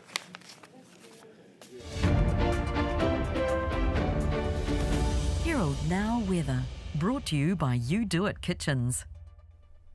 Good morning. Our ridge of high pressure starts to track east today, allowing a new low pressure system to arrive from the Tasman Sea from late tonight. Now, this has led to a new heavy rain watch for the ranges of the Westland District from 4 a.m. tomorrow morning. Next update to this watch with any new watches or warnings will be at 10 a.m. But for today, for the lower south, it's going to become quite cloudy with high clouds spreading through and the chance of showers for Queenstown late today. Winds mostly from the northeast. Slightly warmer today for Christchurch compared to yesterday. Plenty of cloud around for everyone, and that cloud increases during the afternoon. Winds also end up from the north or northeast. Now, everyone in the lower North Island will be hitting temperatures in the low to mid-teens. It should remain mostly dry, just a chance of showers this afternoon for Manawatu. Most of tomorrow's showers will be out east here, but fine breaks increase after midday. Southeasterlies for Gisborne dying out early this evening, and plenty of cloud and the odd shower for the upper north, mainly this afternoon. Winds will be from the east or northeast, with 24 the high for Auckland. As we reported earlier, a New Zealand Herald investigation has revealed more than 100 tankers, oil tankers linked to illegal Russian and Iranian trades, have been flying the Cook Islands flag.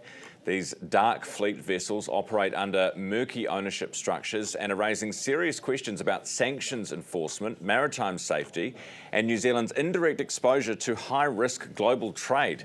Mark Douglas is a maritime domain analyst at Starboard Marine Intelligence and joins us live from Wellington this morning. Mark, good morning. Good morning, Ryan. How do they, I've always been fascinated by this sort of shadowed fleet, dark fleet thing. How do they avoid detection? You know, how can you travel around the ocean and no one knows you're there? Well, so the global maritime system currently relies on AIS, which is a system where the vessels transmit their location. Now, it was supposed to only ever be for collision avoidance, but fairly soon after it got implemented, they figured out they could use satellites. So that's what we use now, is a combination of ship-based, terrestrial and satellite receivers to track these AIS signals. But as the system was never designed to make sure vessels are where they say they are, they can put in different GPS locations into the transmitters, they can just turn them off, or they can change their identity altogether to pretend they're a vessel that they're not. Right, okay, so there's actually quite a few ways to get around it. Mark, were you surprised to see what you've seen in this story and obviously from the work that you've been doing as well in relation to the Cooks? Yeah, the growth of the Cook Islands flag around those tankers was pretty remarkable, to go from 50 tankers, of which basically none of them were operating in European and the Persian Gulf, to all of a sudden having 150 tankers operating in what can only be described as some of the dodgiest oil ports in the world was remarkable to find. Does it look bad for us? Because it's part of the realm, the Cooks is part of the realm of New Zealand. Certainly, it was one of the hot topics whenever we started to talk about shadow fleets and dark tankers in New Zealand and even around the region. One of the first questions we used to get asked by a range of journalists, diplomats and other officials was, can you show us where the Cook Islands tankers are?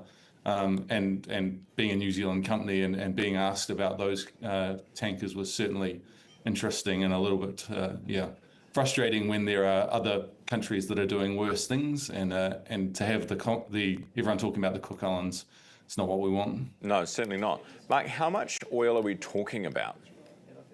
Ooh, that's a great question. I don't have the figures to hand, but one of those tankers is 300 meters long. It carries millions of liters of oil, and it's traveling around the world. I can tell you off the top of my head that if one of them were to come into any kind of strife and to start spilling oil, the cost has been estimated in about $5 billion to clean up, of which those tankers, if they're not properly insured, all that comes back on the flag state.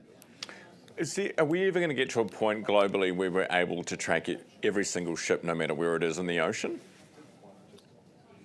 We're getting closer and closer every day. The number of satellites in orbit, companies like Rocket Lab are putting a large number of sensors into space, which are definitely helping. We're getting new technology. AIS is getting replaced by a new system, which is better for tracking these kind of vessels globally. But there's always going to be ways to get around those, and which is why we have systems like Starboard Maritime Intelligence to try and put all this information together and find where these vessels are. The good thing is, the harder it is to hide, the more vessels are just going to play by the rules, hopefully. Mark, appreciate you keeping an eye on them for us. Mark Douglas, a maritime domain analyst at Starboard Marine Intelligence. Time now is 12 minutes after 8. And speaking of Rocket Lab, 20 years of Rocket Lab. Can you believe it? What's next for our aerospace leader? Peter Griffin on that, thanks to our tech partners Noel Lemming. And then the panel's in for the big stories of the morning. Finally landed south of the equator, ready for some warm family memories. This rebel is great for holiday gatherings. Care for an iced? Or hot? Holiday as, bro. Nobody has supreme knowledge of Christmas gifting like Noel Lemming. Here she is. How's the business going? Good, actually. We just switched to 2 degrees. Well, we tested the networks and couldn't see any difference. But 2 degrees has the most satisfied customers. With Flex, we get instant control of phone plans, data usage, and cost center reporting. And they're the fastest growing business network.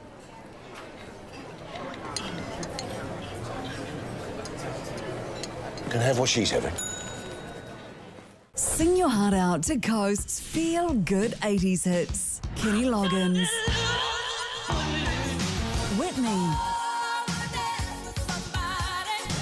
John Farnham, Eurythmics, Bonnie Tyler, Eric Carmen. The most 80s are on Coast. Sing your heart out. Coast. In 1985, my grandfather set out to make the world a better tea. That's why we grow our own, unlike other tea companies. Then pick the best leaves by hand, not machine, and pack it right here in Sri Lanka. But it's not just the taste that makes our tea better. 15% of our profit goes to humanity and to the elephants. As my grandfather said, Do try it.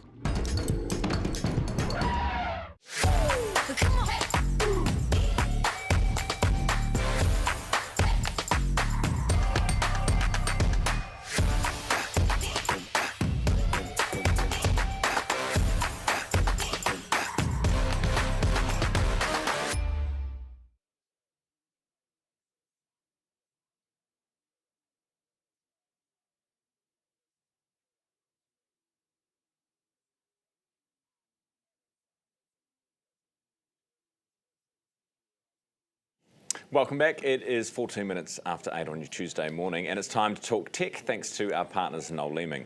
Rocket Lab started as an idea scribbled on a napkin. 20 years on, it has launched New Zealand into the global stage of space technology and celebrated 70 successful launches.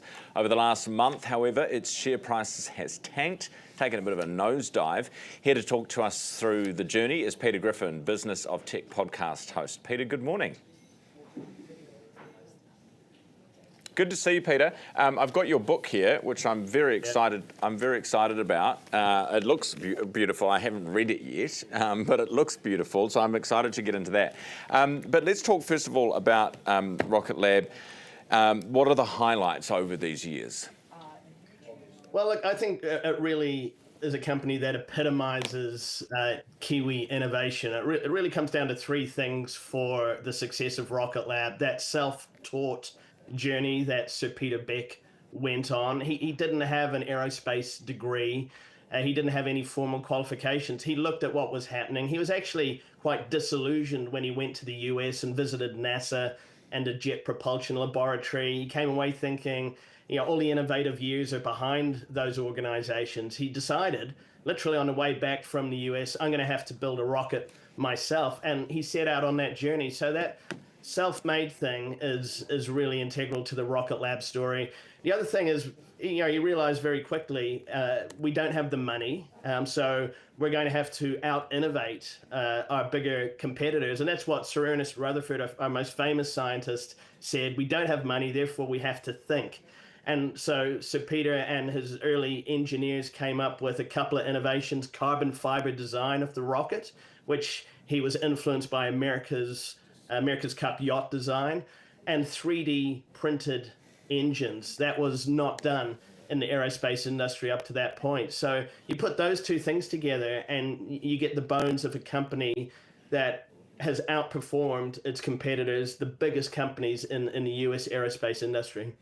Peter, how much of this industry is about defence? Increasingly a large proportion of it. It started out in the early days putting satellites into orbit for commercial companies, but even from 2009 when Sir Peter put Aotearoa, that first suborbital rocket, into space from Grand Mercury Island, that was sort of backed by small grants from the US defense industry. And as jump forward 20 years, you've got President Trump is very keen on this Golden Dome idea, having a missile defense system that spans the entire US continent.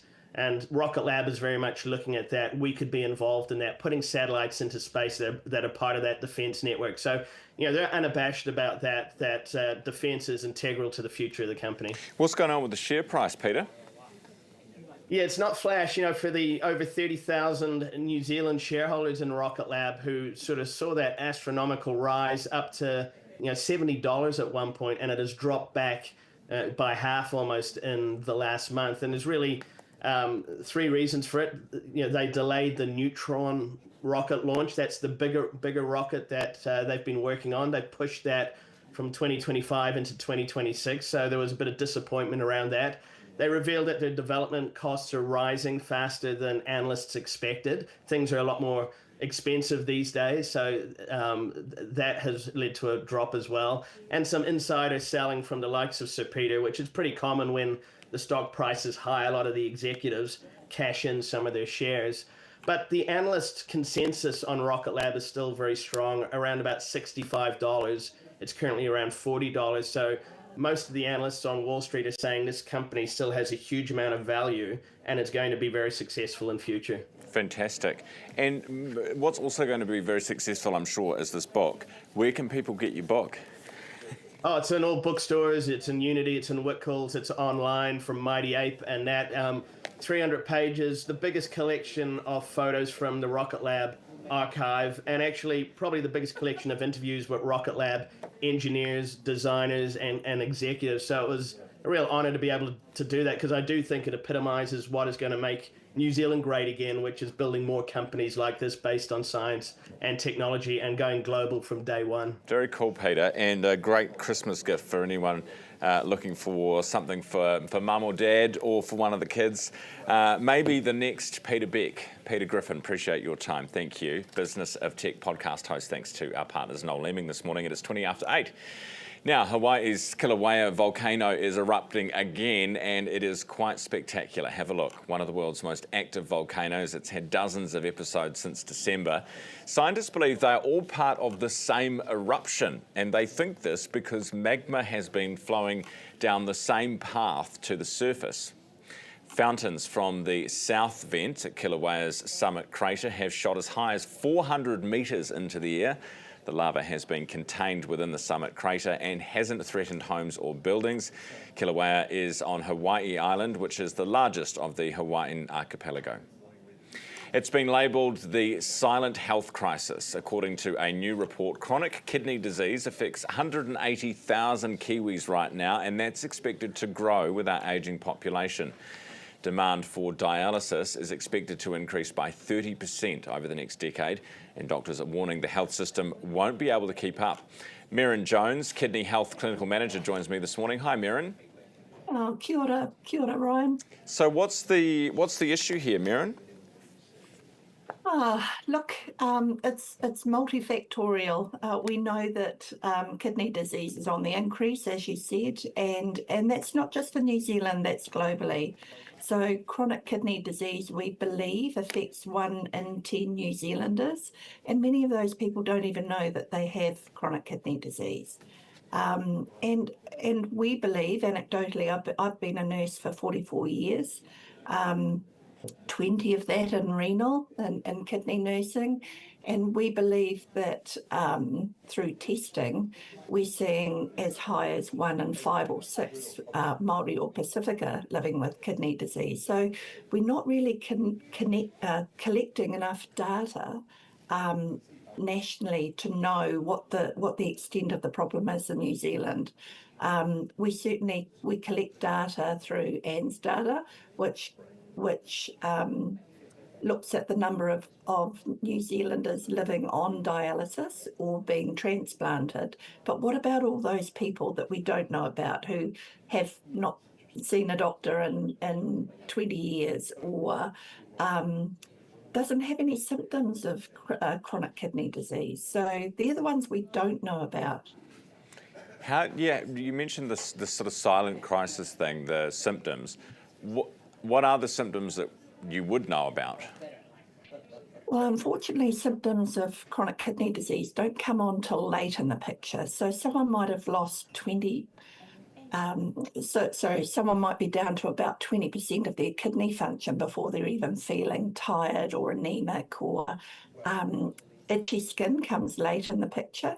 And that's the build-up of toxins in the blood that are leaching out through the skin. So people generally go to their doctor when they're feeling a bit tired, a bit off. They might not be eating so well, so they might have lost some weight. and they might be feeling cold.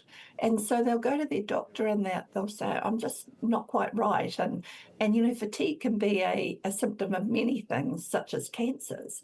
And so often when people do a routine renal function test, they'll look at the bloods and say, hey, actually your kidneys are only working at 20% or 30%.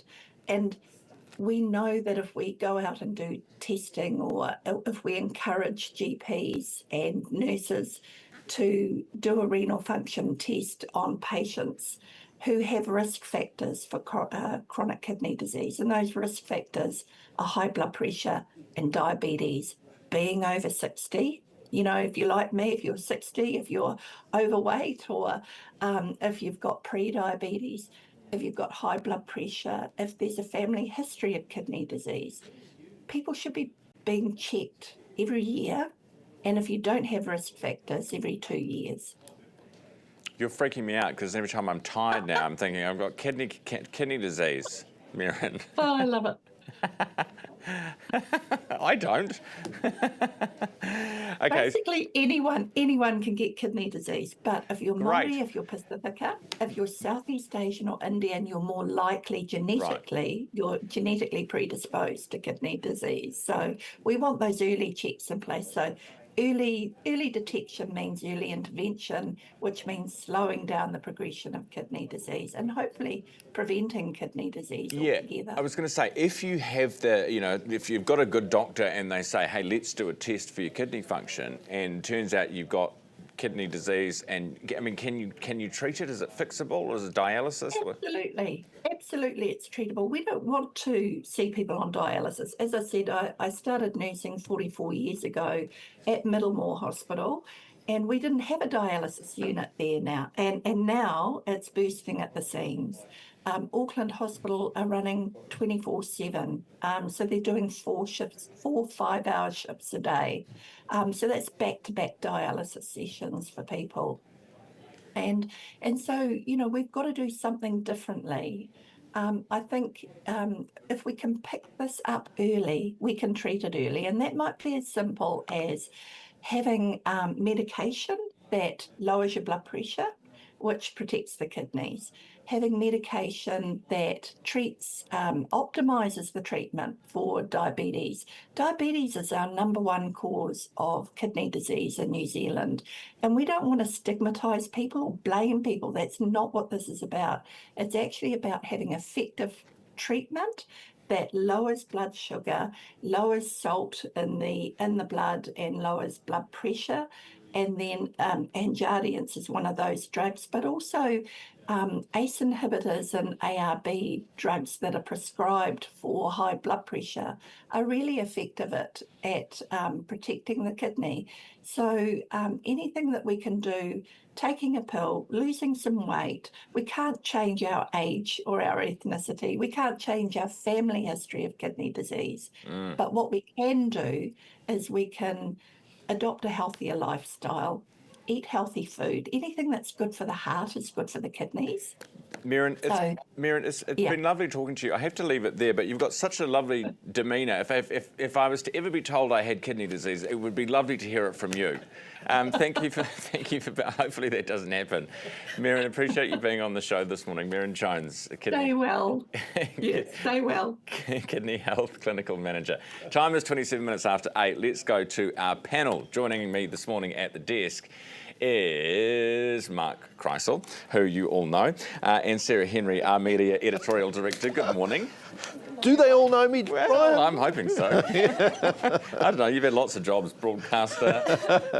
Anyway, so we've had Chris Hipkins on this morning, a lot of chatter about the leadership, with National. What do we think? What's your inside goss? Actually, as Chippy left the studio, he said that Bishop had been to some event in Auckland, an Indian business event or something that he'd never been to before, and he said, that's a sign that the knives are being... things are moving. Yeah. The tea leaves. What do we reckon?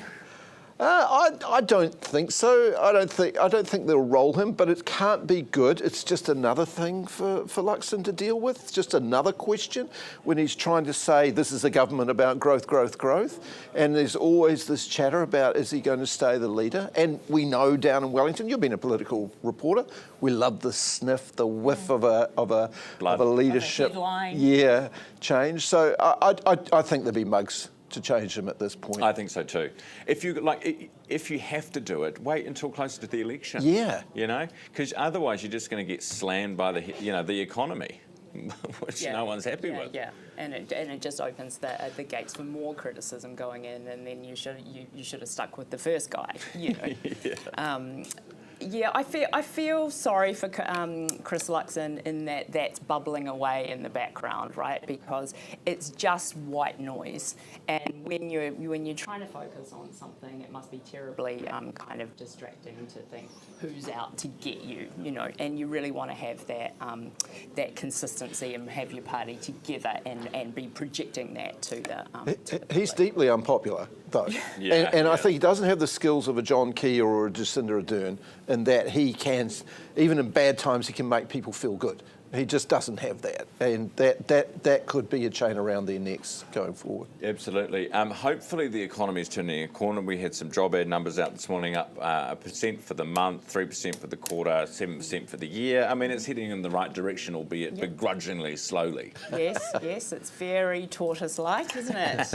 I think it was interesting to look at where some of the bigger numbers were coming in terms of the categories, and the fact that you've got IT up in like 20% and construction's gone up, and those sectors were really, really hit. So I think that's a really encouraging sign. I think generally it's going to be a slow burn across the board. Yeah, it's when people start to feel better. These numbers are all very well, but if you don't feel like things are good, then they're not good. I wonder too whether there are more jobs around because so many people have left New Zealand. Yeah, I know. And that's a hard thing to think about, but that I definitely know that's part of the case. We were talking the other day about, with so many people leaving New Zealand, how that would affect voting as well. You know, like the poll numbers that we're seeing. Yeah. Would we be seeing a different result had all of those people who've fled to Brisbane still been here, you know? Yeah, it's an interesting All point. sorts of things. Hey, are you a picky eater, Mark? Oh, he is. Look, no, I don't think so. I mean, you put most things down in front of me, I'll eat.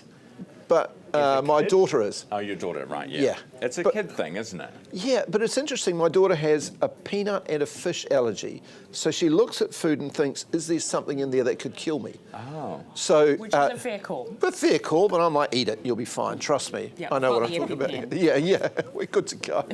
But yeah, it drives you nuts. What, a fish allergy? Yeah, white fish. So, and they both can lead to anaphylaxis. So, and they're in a lot of foods that you don't expect it to be in, right? Well, yeah, it's interesting because they feed chickens food that has fish in it, and so if she eats egg that's not properly cooked, then she'll get a reaction to it. Really? Yeah. I mean, and this is for the rest of her life. There's some amazing things happening that, there's some incredible research going on. I think they're close with nuts and things like that, but there's been a huge rise in kids having allergies over the past 20 years. Yeah. I used to think it was woke nonsense. So it was. And then she started blowing up. We're like, this is real, you know. Sarah, what about you? Were you a picky eater as a kid? And are there some things now that you still kind of turn your nose up at? I'm pretty good. I'll probably draw the line at anything that's sort of offal kind of based. Oh, yeah. And it's just a personal kind of thing. It's probably fine, but I just sort of look at that and think, oh, no. But my world and my child and picky eating, my child does not have allergies. Yeah. Yet he has cut out entire food groups. Really? Based on the fact that he just doesn't like those. And that's incredibly frustrating for a parent. How old is he? 14. Oh. He's also very picky about brands. So not only is there certain foods, there are certain brands. Oh, brands. Of that food. Yeah, I was thinking brand regularity, that kind of thing. Brand definitely on the not eating list. Yeah, no, definitely. Around 14 is when you start worrying about brands and in everything. Yeah. Yeah. What about and you? Chicken tenders, who knew? You picky? Not really. I don't really like. I don't like salad. You know. don't like You don't like salad? No. How like, can you not like salad? Well. What's it ever done to you? What's there to like? I just prefer meat. Like, if you just caveman. Yeah, like if you just put like really well cooked meat in front of me, just a plate and you like it of well cooked as well. Well, I mean, well done. Oh, well know? done. Yeah. Like different meats or just one meat? No, all different types of meats. Like on one plate. Which brings me back to bran. Maybe you need to be eating more bran. Well, you should never have two journalists on a panel. No, my mum says eats bran every day, and she says that I should be eating bran every day. Keeps you if you eat that much meat, bran. And what's the rule? Have you told your kids if you finish everything that's on your plate, you get dessert? Are you one of those parents? I've tried that. We've tried give it a try, right? Try everything once, and if you like, but don't just turn it away. You only get dessert if you earn it, basically. Brilliant, guys. Good to have you both on the panel this morning. Mark Kreisel and Sarah Henry. It is 26 minutes away from 9. Here's Neva. Herald Now News, powered by News Talk ZB. The Cook Islands flag has been flown over 100 oil tankers accused of illicitly trading Russian and Iranian oil. A Herald investigation has looked into a 2024 peak of 150 tankers on the shipping register of private company Maritime Cook Islands. Starboard Maritime Intelligence Analyst Mark Douglas says 57 were suspected of transporting Russian oil in breach of sanctions and 74 of doing similarly for Iran. Nearly half have been formally sanctioned since. Foreign Minister Winston Peters says the shipping registry is alarming and has factored into decisions to withhold aid funding to the Cook Islands. The government's being challenged to go further on its building consents reform. It will make home warranties mandatory for buildings 3 stories and under and for renovations costing more than $100,000. It's designed to proportion liability out to those responsible for mistakes.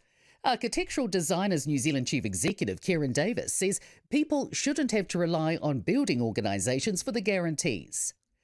The job market remains tough. Latest data from job ad platform Seek shows job ads have risen 1% for the 4th consecutive month. Job ads are up 7% year on year. The growth is across most regions and industries. However, applications per job remain at record highs.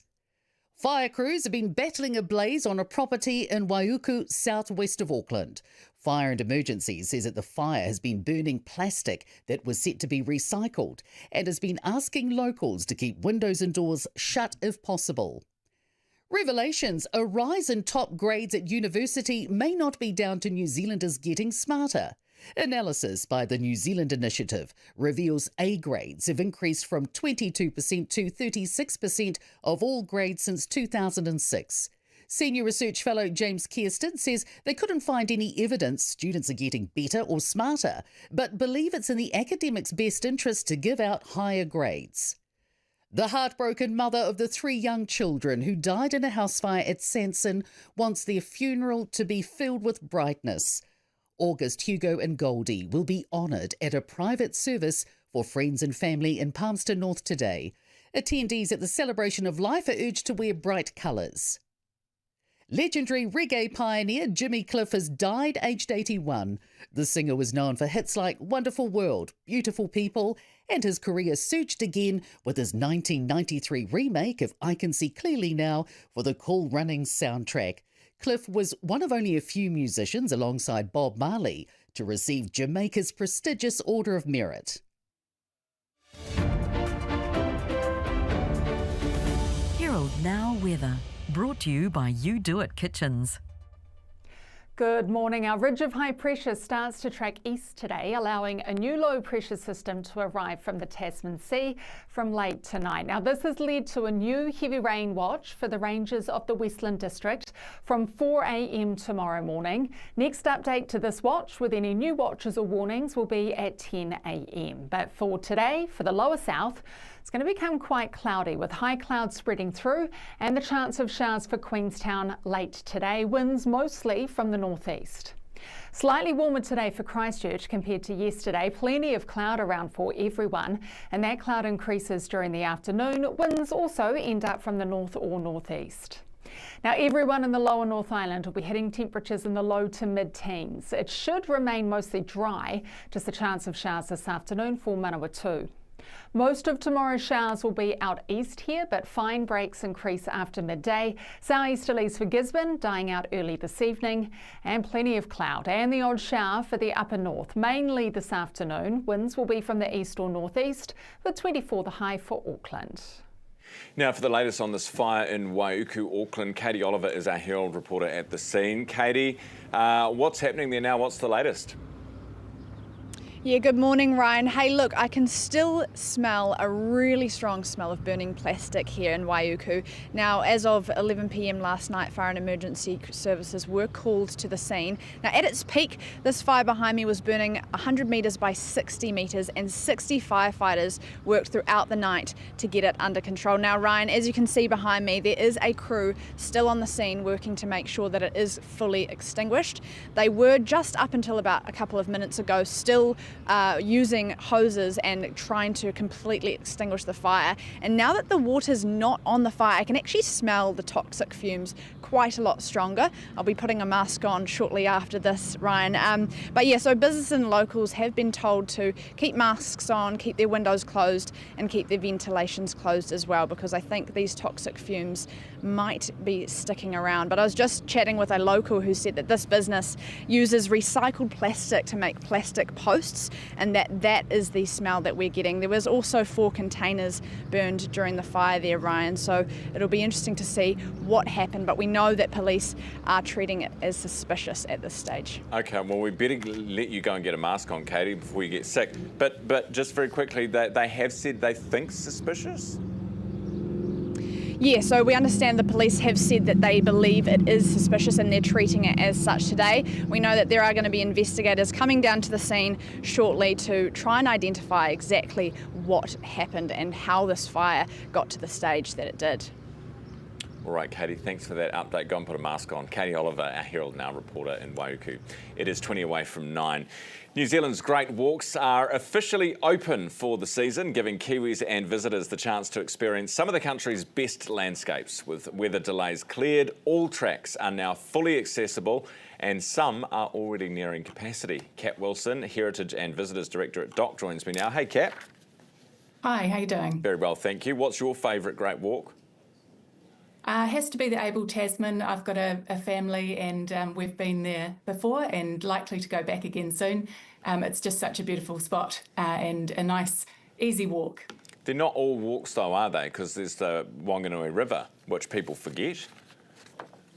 Yeah, canoeing down the Wanganui River is a pretty amazing thing to do. It's not a walk, but it's still pretty spectacular. So that's one of our walks that it isn't at capacity. So we've got some where we know that they book out really quickly, like Milford and Abel Tasman, but there are others where we've got plenty of capacity for people who, want to be travelling, as long as they're not trying to do so on a peak holiday, maybe Easter or something like that, when everyone else wants to go as well. So we're really just encouraging people to take a look and see what they can find that's still got, free space in huts. Kat, which ones are already booked out or near capacity? So as I said, the Milford and Abel Tasman are, really quick to book out. They're both at around, or have been around 95% capacity, and that's across all of the time that they're open. But as I say, there are many others where we're not at capacity. People just need to look around and come back and people do cancel. There can be weather events. That's what's happened this season in terms of the spring weather. There'll be more of that. So, people change their plans. So there's always a chance for people to get back online, take another look and see if they can get in there. When we say that it's now open for the season, what does that mean? Does it mean that they've been closed until now? Does it just mean we're changing seasons? So we've got a mix of great walks. Some are open all year round, usually those further north, but ones down south, it's just not safe to be sending people into alpine conditions over the winter. So we usually start in October, but this year we had some terrible weather as you'll know, in spring. We had some snowfall and flooding and, terrible wind events. So what we were dealing with was avalanche that came down over the Milford and caused us to delay the opening for a couple of weeks there. And also some flooding and just risk of avalanche as well when you've got soft snow falling in spring that can cause an avalanche risk. So the Kepler and the Rootburn were also briefly closed, but they're all open now. So we're in full swing with all Great Walks open for business. This is so unrelated, Kat, but someone told me the other day that if an avalanche comes and you're trapped under the snow, that you dribble, or if you dribble and whichever way the dribble goes, you can tell which way's up. So that's not something I've heard of, and I think best of all to avoid avalanches altogether. Well, obviously, Kat. A big risk in some cases. I'm not suggesting people try it out, for fun. Hey, what about the other thing I wanted to ask you about was the rules around the huts. Because I've booked to go and camp, if you're camping, are you allowed to use the hut as well, or is the hut only for those people who've booked the hut? So you book the hut or you book the campsite. So we've got limited number of bunks in the huts. So what you're really booking is your spot in that bunk.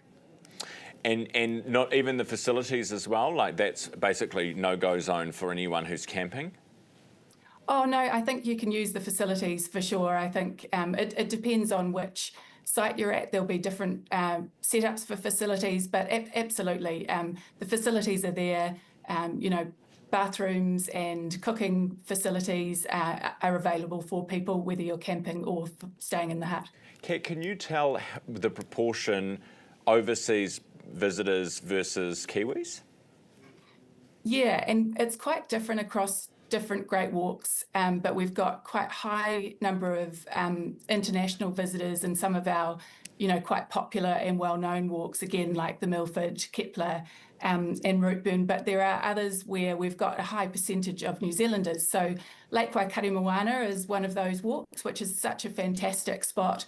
Walking around that lake, it's absolutely beautiful, and we know that that's mostly New Zealanders who are going there. So some spots haven't made the headlines overseas yet, which means great opportunities for Kiwis. It's beautiful, that one, isn't it? It's like, when I was walking it, thinking, it's like you're in the South Island. So kind of the closest vista you'll get to the South Island and the North Island.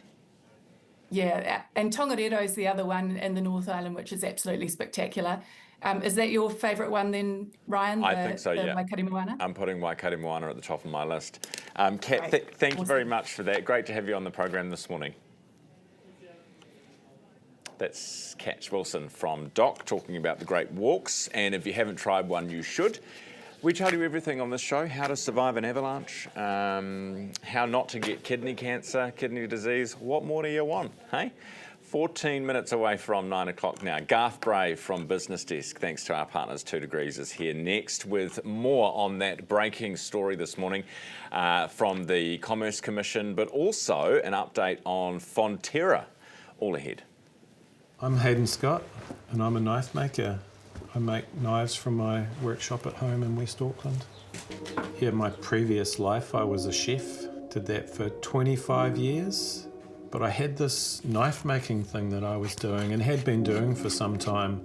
And so that transition from finishing that 25-year career and taking the plunge into full-time knife maker, I had been building up to that, but I still had to take a leap. I'm upgrading Grand's old flip phone.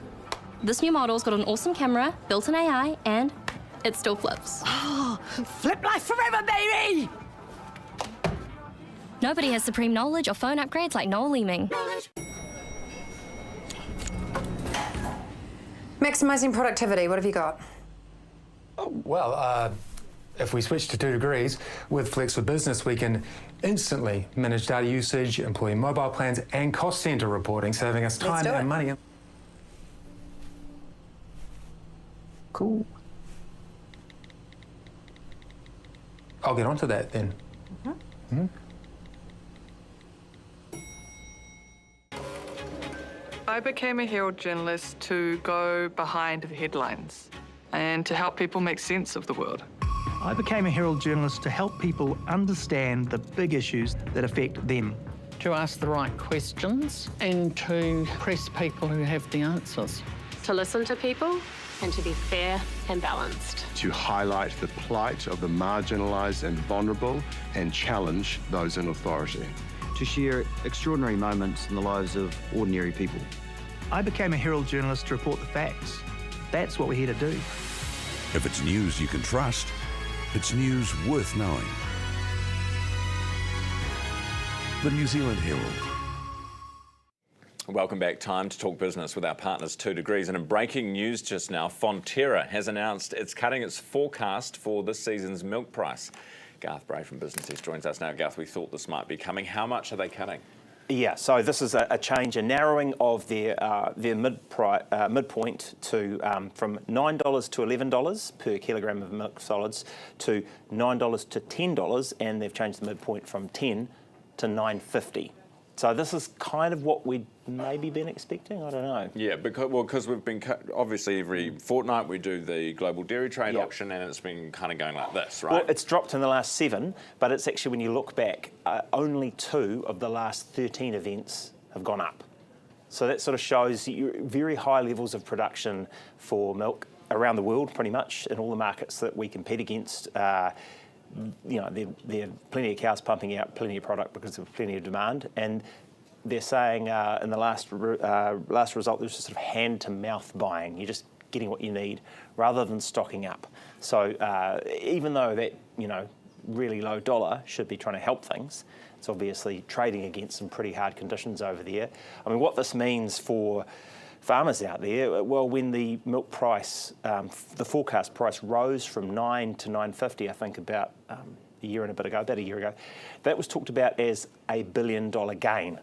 So you could say this is maybe just potentially taking $1 billion out of the economy. Could it go lower? Hard to say. I mean, we are seeing pretty robust levels of production. You would hope that the smart people at Fonterra, you know, Miles Howell saying, look, you know, we've seen strong milk flows this season here and overseas, and that increase in supply has put downward pressure on global commodity prices, and that they'll continue to try and sort of maximise returns for those shareholders, obviously, through building strong relationships and so on. It's fair to say that not all of their trade is captured by that milk price, by that the global dairy trade auctions that we talked about. So they do have some direct deals, and that might be where they lean. You have to hope that they don't have to do it twice in a row. That would be a bit of a blow. 100%. And just very quickly, coming back to the story that you brought to us earlier, this is the Commerce Commission going after Mobil. Mobil New Zealand, which is the fuel wholesaler. So this is about fuel pricing and the idea that they are supposed to be very transparent with the people that they sell fuel to, not you and me, the customer, but the retailers, the independent retailers in particular that they stock, and that they need to have a very transparent regime for how they set their prices. And the Commerce Commission is saying, going back to 2021 in one case and I think 2022 in the other, that they find some instances where that hasn't been the case. So they have taken legal action in the High Court under the Fuel Industry Act. Those are pretty stiff situations there. If there's a breach found, there's a sort of a $5 million penalty attached to each of those potential breaches, and so that'll get thrashed out, I'd say, over quite some period of time. I guess this is all about trying to make sure that the people that charge us for fuel are setting the price fairly and they don't have unfair control over that. So there we go, a lot of wholesale prices in the news today. Yeah, absolutely. Garth, thank you for that. Garth Bray, Business Desk, thanks to our partners 2 Degrees. Now, before you go anywhere, I just wanted to neatly wrap that segment. But do you want to talk about your near-death experience that we were speaking about in the break? Well, why not? Yeah, it didn't involve dribbling into an avalanche. No, but similar kind of theory, right? Yeah. So this, for those who missed it, we were talking to the dock lady, and someone told me that if you're in an avalanche and you don't know what way's up, you dribble, and then then you'll figure out which way to go. And you said you can kind of relate. I was about 16. I went swimming surfing up at Blue House. Anyone that's from Northland will know Blue House. It's a reef break at the bottom of 90 Mile Beach. Very odd, dangerous place for a 16-year-old to go surfing on his own. And I got sucked under and swam and swam and swam to get out of it, and worked out that I was swimming down and dragging my board with me when I noticed that the bubbles were coming out of my nose and they were going down that way. I'm like, why are they going down that way if I'm swimming to the surface? Oh, heck, I'm not. Had to hold on for the longest elevator ride to the top because I'd run out of gas completely. So you couldn't even swim at that point? I was absolutely stuffed. If it had been longer, I wouldn't be here. But there you go, your bubbles trick worked. But then who would do business? I'm glad it worked. Oh, Paul just said deliver.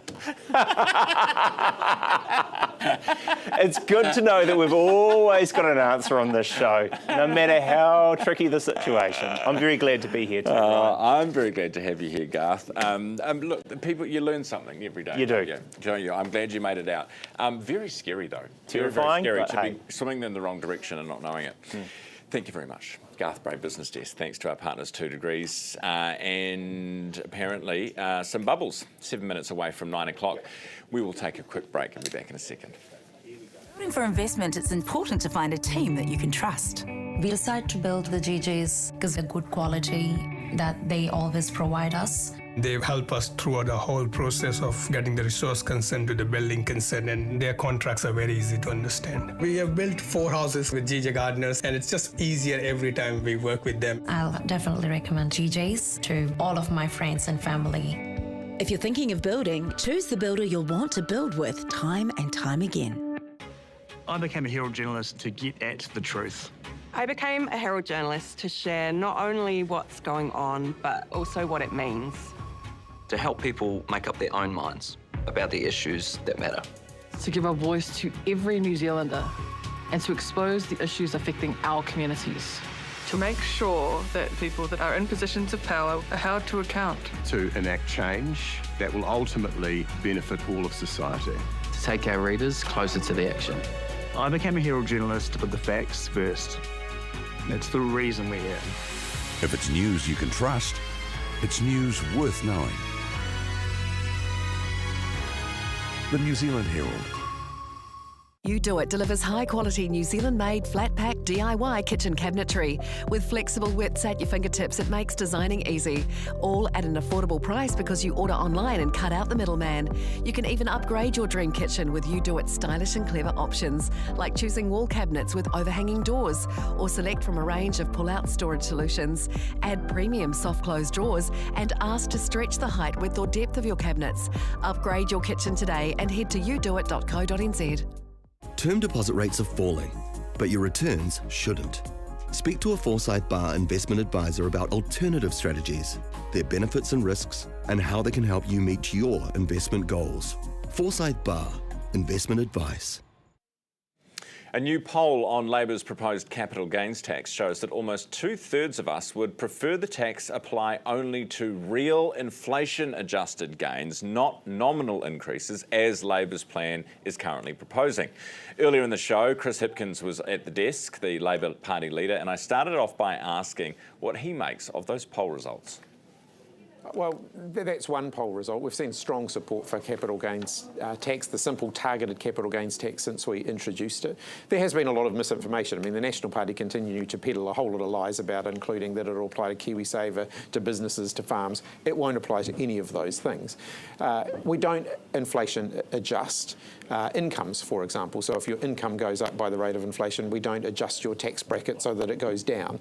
We don't adjust other taxes by the rate of inflation. But why you're essentially double whammying people? I mean, if you're saving for retirement and a property investment as part of that plan, you know, there's a $1 million sale price. The increase in value, let's say, is 100K, but inflation over that time is, let's say 10%. In real terms, you make no money, but you must pay, what, $28,000? And one of our messages is we want people investing in other things with their retirement savings rather than just residential rental properties.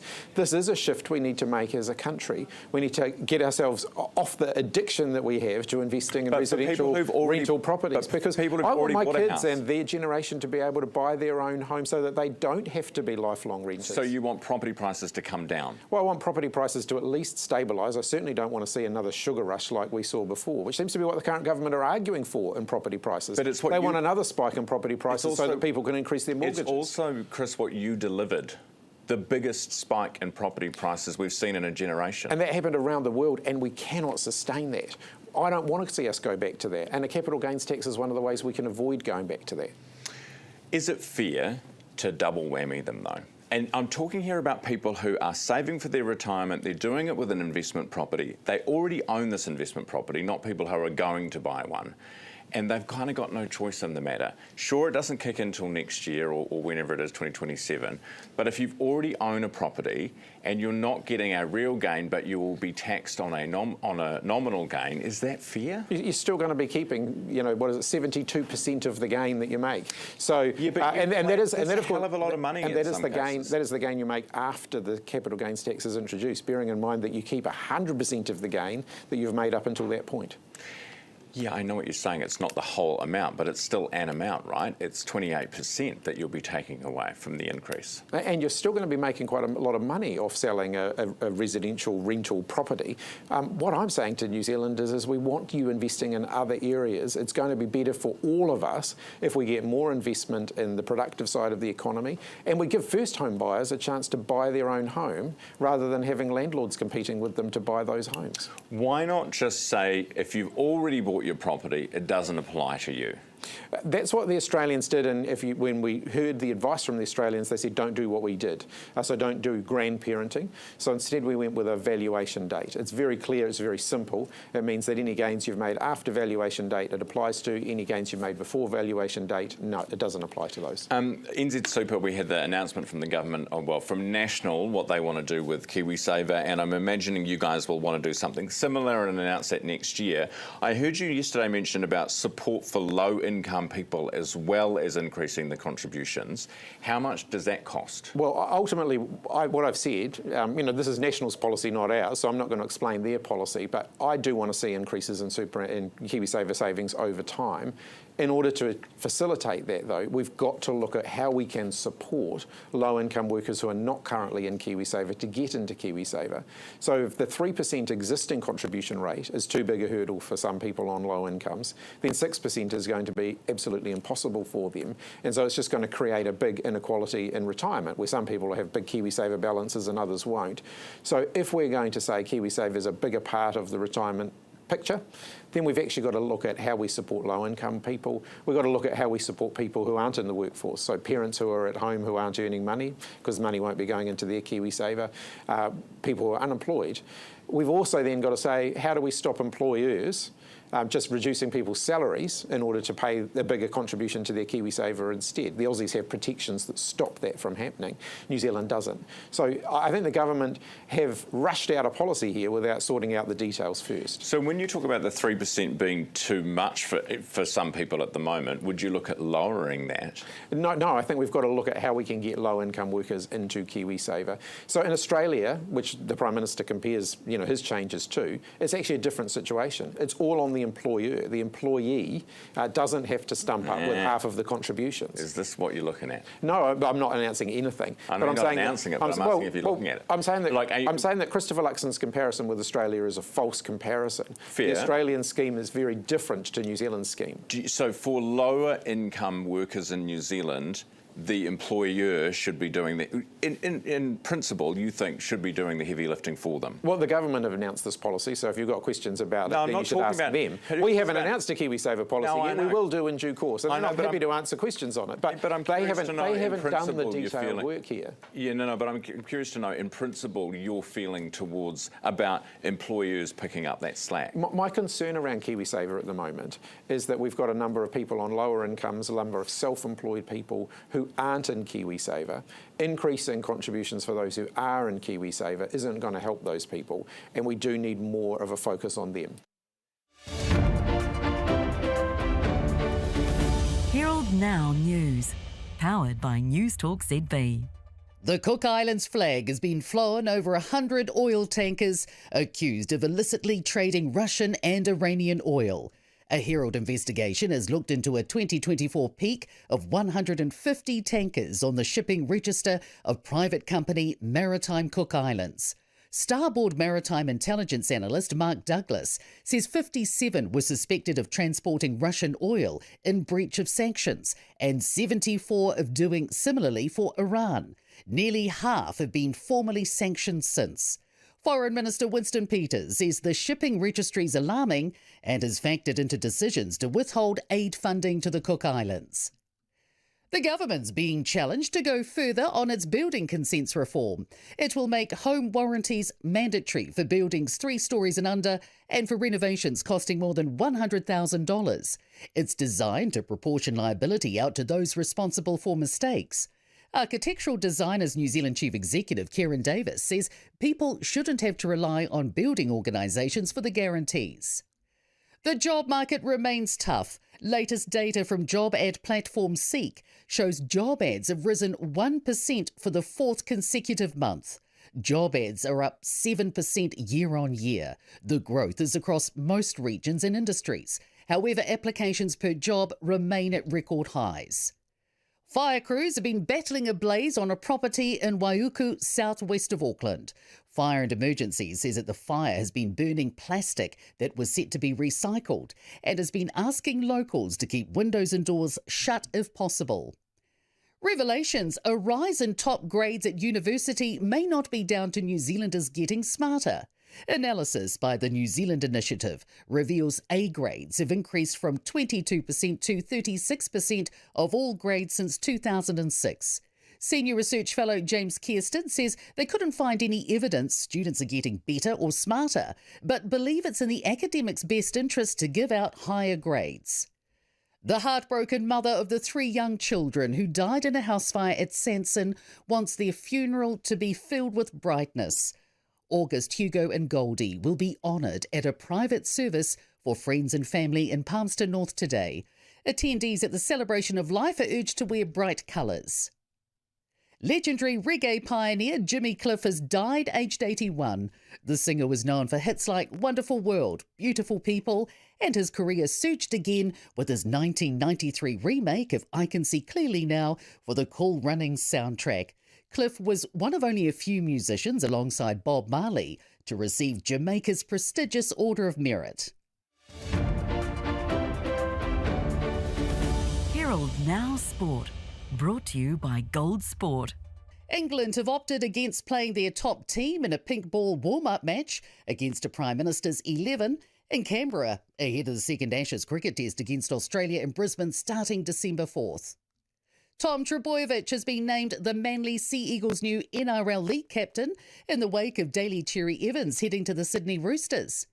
Manchester City football manager Pep Guardiola has apologised for ripping off a cameraman's headphones and bellowing in his ear after the sides lost to Newcastle on the weekend. Herald Now Weather, brought to you by You Do It Kitchens.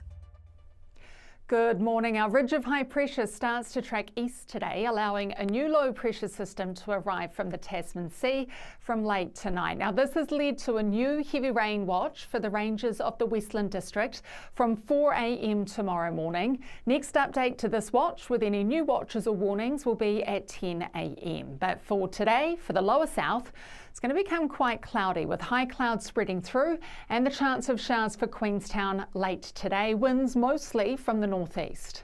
Slightly warmer today for Christchurch compared to yesterday. Plenty of cloud around for everyone, and that cloud increases during the afternoon. Winds also end up from the north or northeast. Now, everyone in the lower North Island will be hitting temperatures in the low to mid-teens. It should remain mostly dry, just a chance of showers this afternoon for Manawatu. Most of tomorrow's showers will be out east here, but fine breaks increase after midday. Southeasterlies for Gisborne dying out early this evening, and plenty of cloud and the odd shower for the upper north, mainly this afternoon. Winds will be from the east or northeast, with 24 the high for Auckland.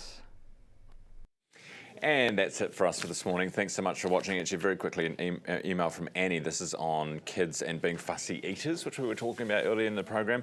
Annie says, good morning, Ryan. I'm with you. If you eat all of your dinner, then you can have dessert or a treat afterwards. That's how I've raised my kids. Can't see anything wrong with that. No need to dissect how by saying that the veggies are unappealing, etc. Lots of veggies are yucky as a kid. Then we grow up and we love them. Annie, I concur. Thanks so much for watching, everyone. We'll do it all again tomorrow from 7 o'clock. For more news in the meantime, head to nzherald.co.nz. Have a great day.